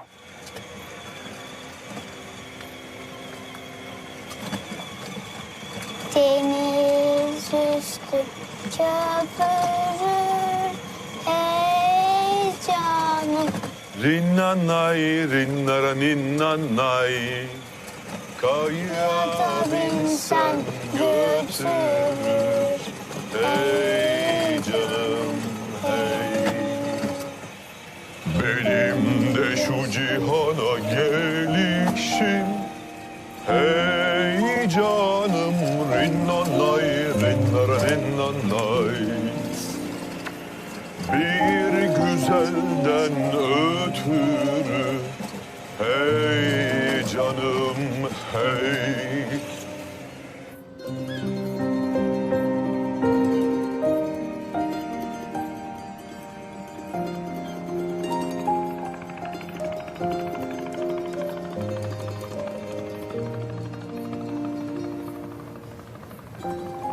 Сынок, я попрошу тебя кое о чем. Ну, ты мне пообещаешь. Ладно? Внимательно посмотри на это небо. Посмотри на эти деревья. Посмотри на эту траву. Хорошенько вдохни в себе этот запах. Смотри, не забывай этот запах воздуха и вкус воды. Ладно, сынок? Птицы же никогда не забывают свои дома. Они перелетают и летают по всем материкам, а потом снова возвращаются к себе в гнезда. Ты тоже, когда однажды захочешь вернуться на родину, то знай это. Эта красивая земля — твое гнездо, не забывай этого. Смотри, не выкидывай свой дом из сердца. Ладно, сынок?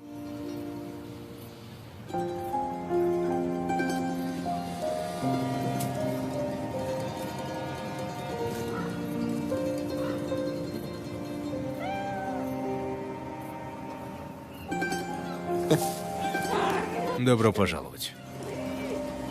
Добро пожаловать.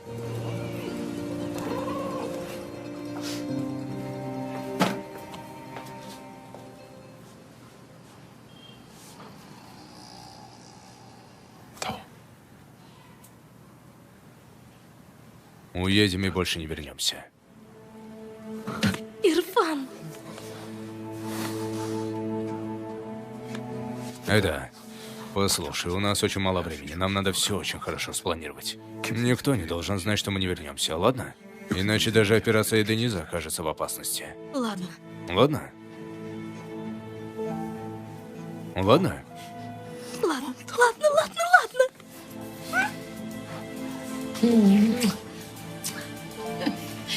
Скажем, Денис. Да, получилось. Я стану мамой. Что ты говоришь, сестра? Я стану старшим братом. Ты станешь старшим братом, да?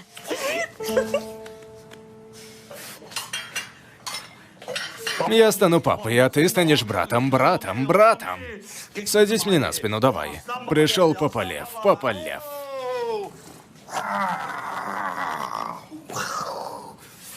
Ой, мой лев. Я стану папой, а ты станешь старшим братом. Идем, мама, дай мне руку. Давай, мама. Ох, моя милая, вы оба мои милые.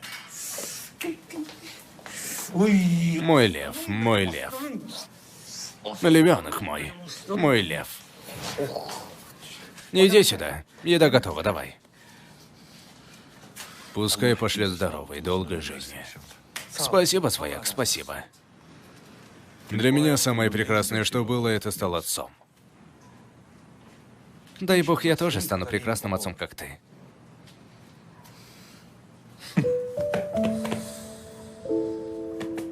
Хорошо, что не выбросила кроватку Дениза. Коляска ведь тоже осталась? Да? Что случилось? Сестра, мы уедем и больше не вернемся.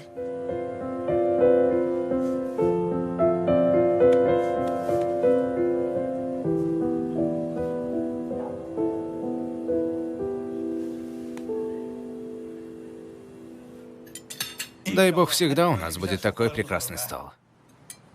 Я не буду есть органическое. Можно я поем то, что едите вы? Ешь сегодня то, что захочешь, сынок. Что ты хочешь, мой принц? Это наложить или это наложить? Это. Хорошо. Давай отсюда тебе немного. Съешь это и положу еще. Давайте сфотографируемся на память этого вечера. Свояк, да как тебе отказать? Давайте.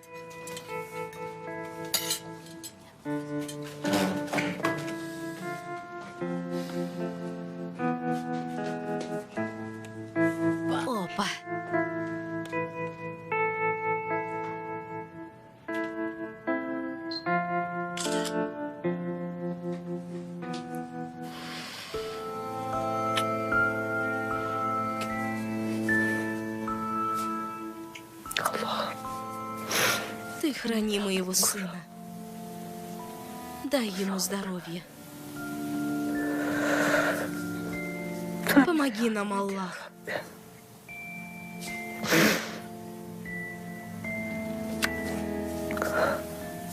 Я обещаю. До конца жизни Ирфан будет твоим отцом. Вы никогда не узнаете правду.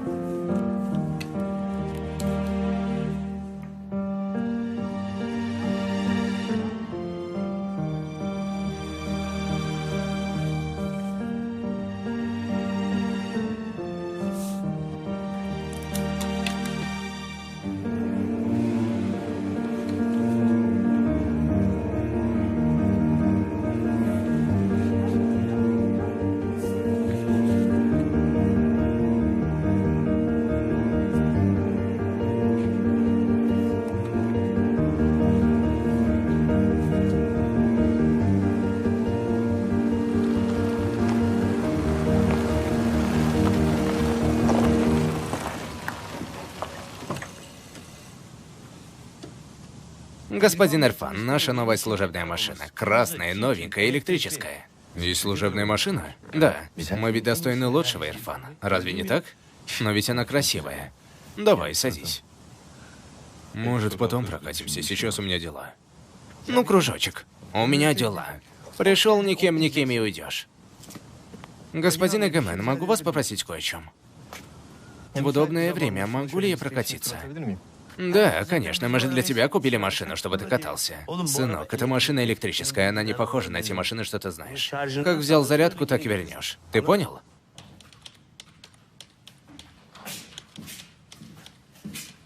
Айша, я могу попросить кое о чем? Можешь посмотреть за этим? Пускай он нежится на солнце, поливай раз в неделю. Когда он подрастет, горшочек тоже ему меняй. А когда придет время, посадишь в землю. Хорошо? Спасибо.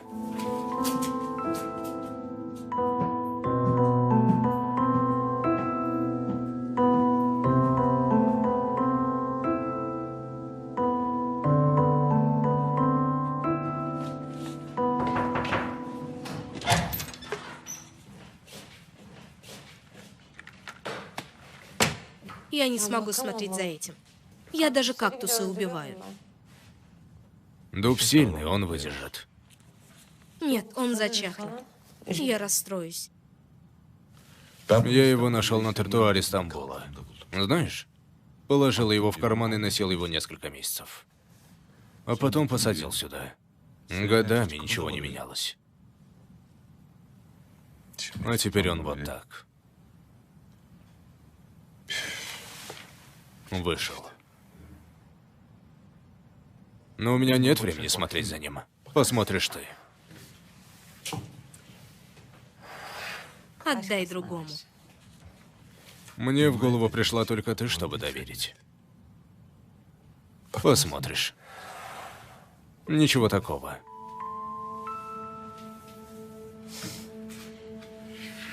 Большое спасибо.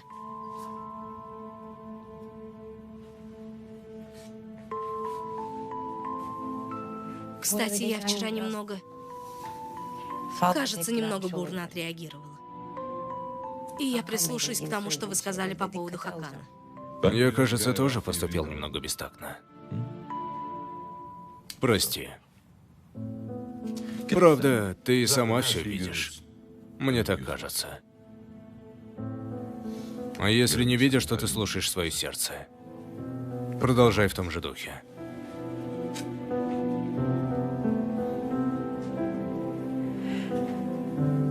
Я буду внизу.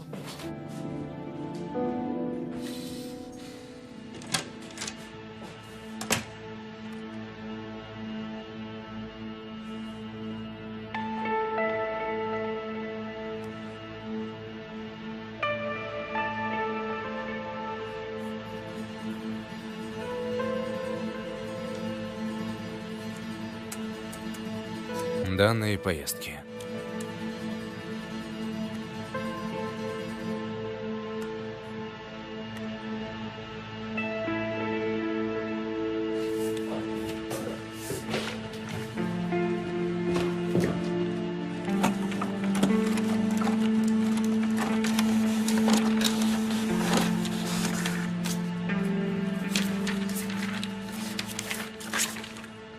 В одну сторону Юджель Гергаджи.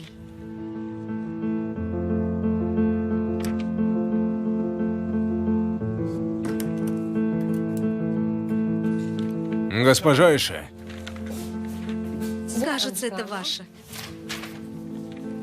да это мое, я их до этого распечатал.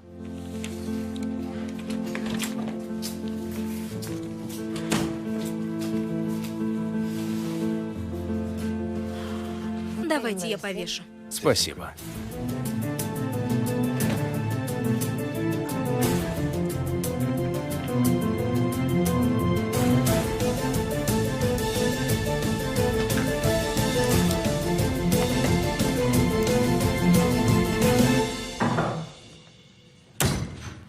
Ладно.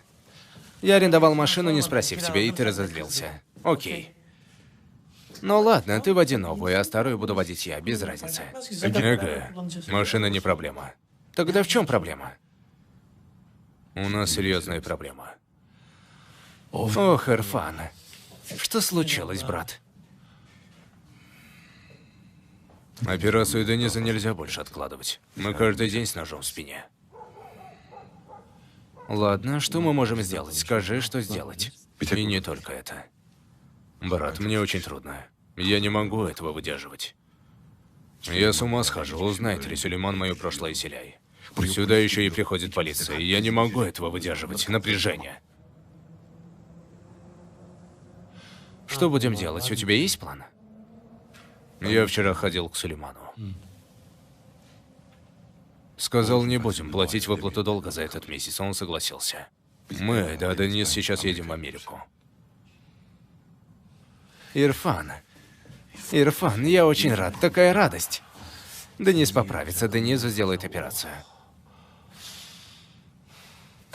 А с этим что ты сделал? Билеты, больница и прочее? Я разобрался, все готово, нет проблем. А деньги как вывезешь? Смотри. На деньги сделал вот так, по-другому не получится, ты же знаешь. Ты посмотри на них, брат, мои дорогие. Мы еще много таких заработаем, профессор. Мы заработаем их с величиной с люстру. Ох. Будь осторожен. Хорошенько закрой. Будь осторожен. Давай.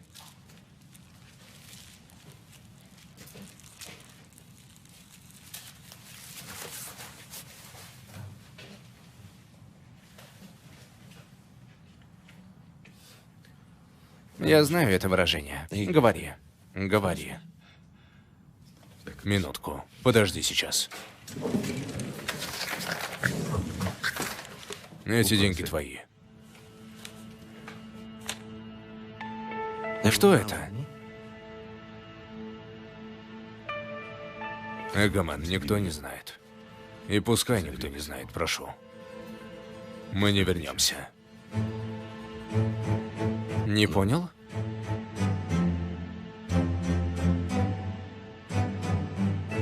Мы не вернемся.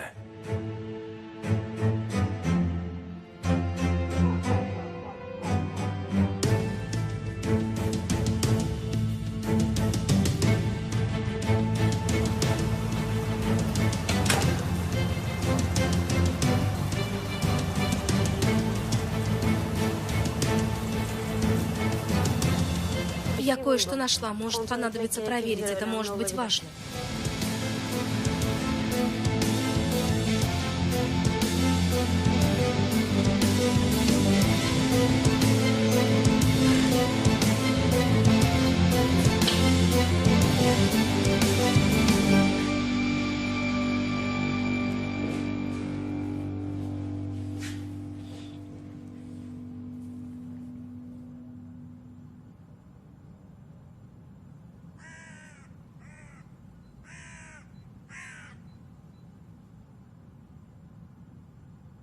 Ты сейчас на самом деле убегаешь, да?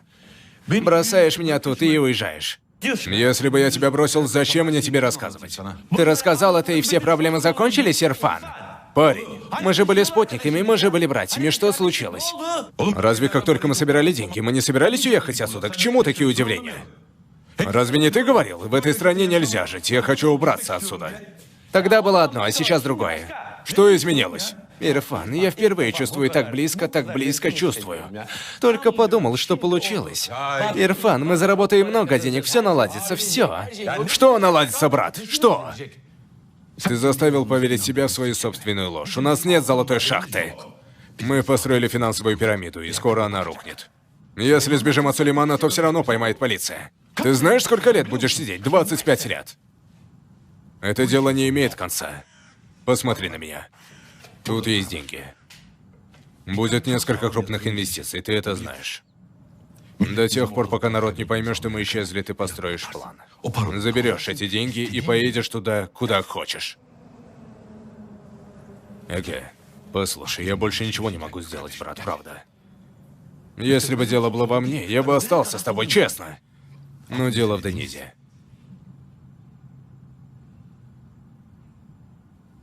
Пойми меня, прошу.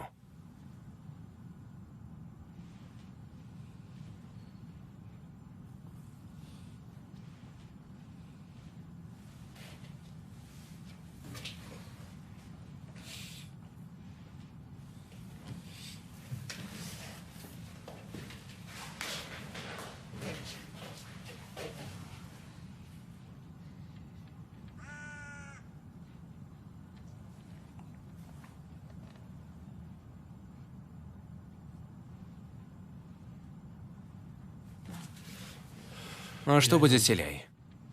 Что будет? Ничего. По документам она нам не партнер. Деньги. У нее не будет проблем, брат. Мы забрали ее деньги. Знаю, брат, знаю. Мне тоже жаль. Что поделать? Это будет испытание или деньгами. Надеюсь, однажды я выплачу.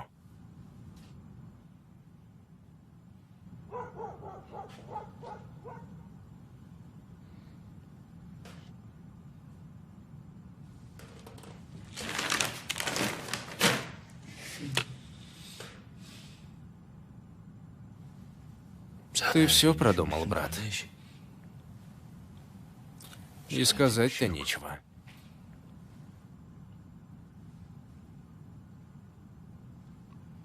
На этом все.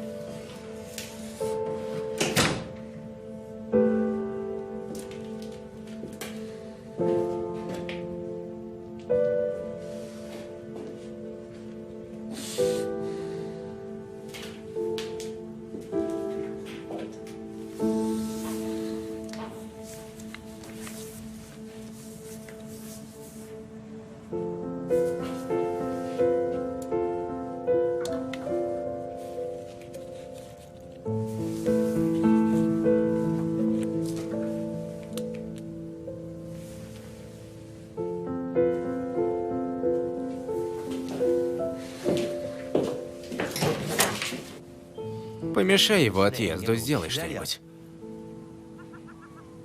Что мне сделать, Эгемен? Что мне сделать? Я не смогу заставить, не смогу. Я не пыталась переубедить, чтобы вернуть назад. Он любит Денизу очень сильно, а по отношению ко мне он очень черст. Ирфан все еще любит тебя. Перестань. Любовь никогда не побеждала Эгемена. И никогда не победит. И мы проиграли.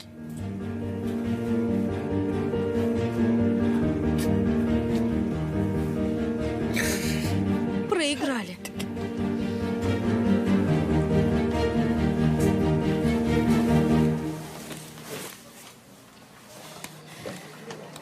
Снова дома никого.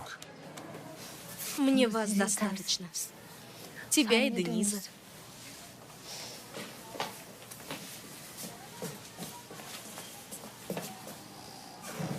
Сынок, почему ты это бросаешь?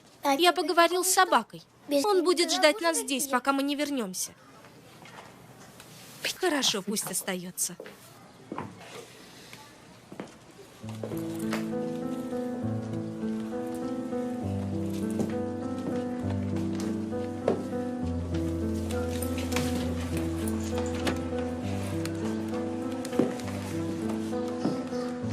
Hoşça kal köpek.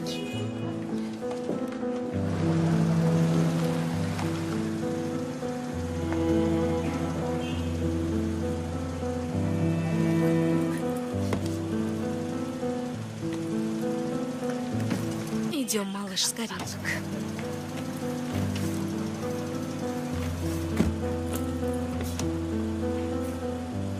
Эда, сестра.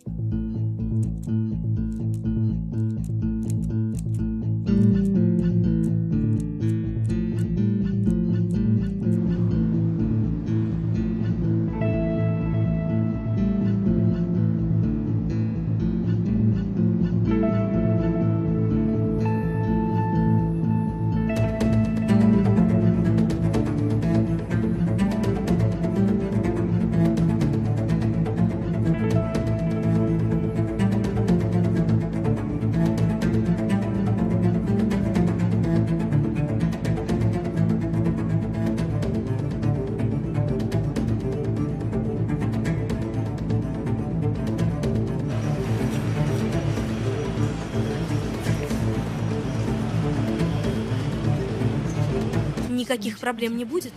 Эгомен сказал, что нет. Но я пойду сначала, ты смотри за мной, ладно? Сейчас посмотрим.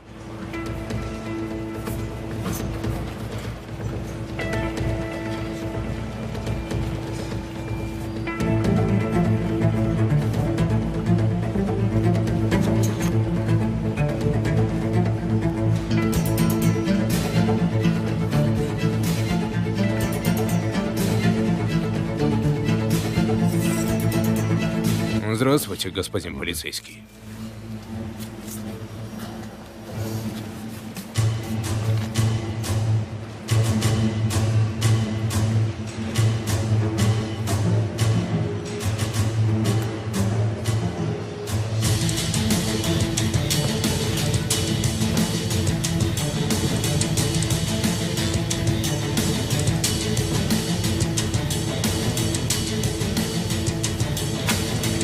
Браво, ребята, хорошая работа. Бог в помощь. Добро пожаловать, Нихали. Я занял твой стол.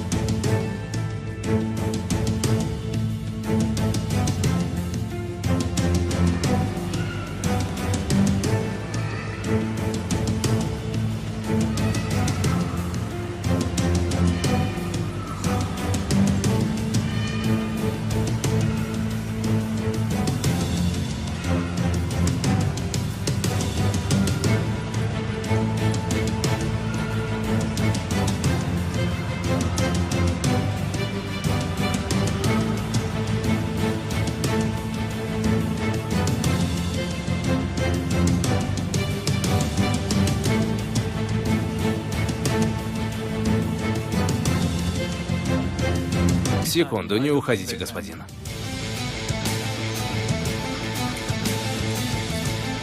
Что случилось? Вы обвиняетесь в распространении поддельных паспортов. Вы должны проехать с нами. Что вы делаете? Прошу, не сопротивляйтесь.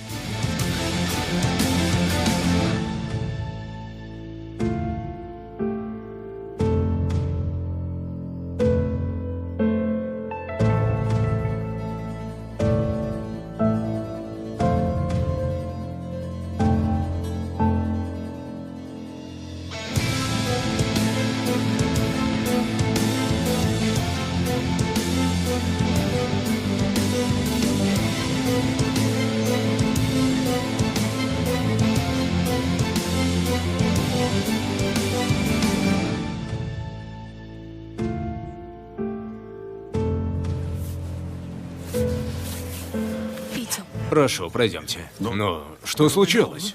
Узнаете в участке, господин. Только не смей шуметь, Денис. Папа! Сынок. Папа! Госпожа ребенок. Господин полицейский. Проблема с паспортом у меня. Почему вы их уводите? Отпусти! Почему вы забираете госпожу? Отпусти меня! Я не понимаю, почему их уводят. Отпусти же! Господин полицейский, отпустите.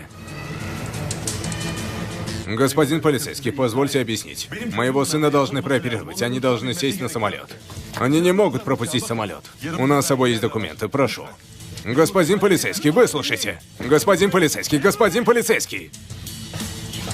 Откройте эту дверь! Откройте эту дверь! Эда, Откройте! Эда, не кричи больше, не кричи.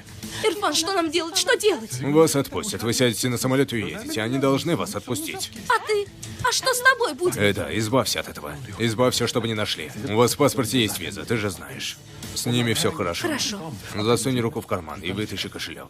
Возьми все наличные, хорошо? Возьми к себе. А алмазы и так у тебя, ты же знаешь. Я положил в твою сумку записную книжку, помнишь? В этой книжке записаны все номера телефонов. Как только приземлишься, позвонишь мне, это важно. Я не смогу. Не смогу. Я не смогу полететь одна. Я не могу. Уедешь, родная, сможешь. Я не смогу. Мы обо всем поговорили, ты же знаешь, ради нашего сына сделаешь. Поедете и все закончится. Сынок, ты вместе с мамой поедешь в длинное путешествие. Вместе сядете в огромный самолет. Послушай, ты не будешь отпускать мамину руку, ладно? Хорошо, сынок? И ты тоже поехали с нами. Сынок, на этот раз я не смогу. Но потом я приеду на следующем самолете. Договорились? Я приеду на следующем самолете. Послушайте, я могу объяснить ситуацию. В сумке моей жены есть документы. Моего сына необходимо прооперировать. Они не должны пропустить самолет. Срочно. Отпустите их. Никто никуда не пойдет.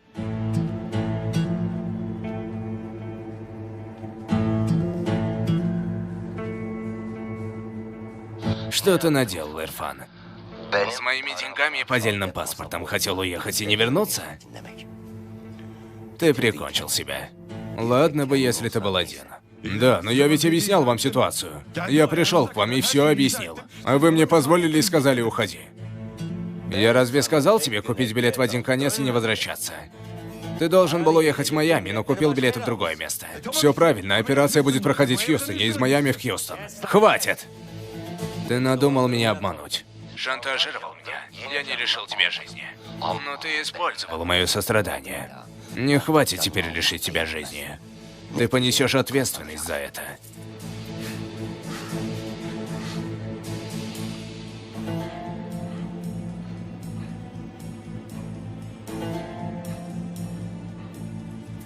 Придет время, ты все простишь. И воровство, и вранье. Но предательство нельзя прощать. Никогда. Он чуть не улетел. Ты правильно сделал, что вовремя мне сообщил.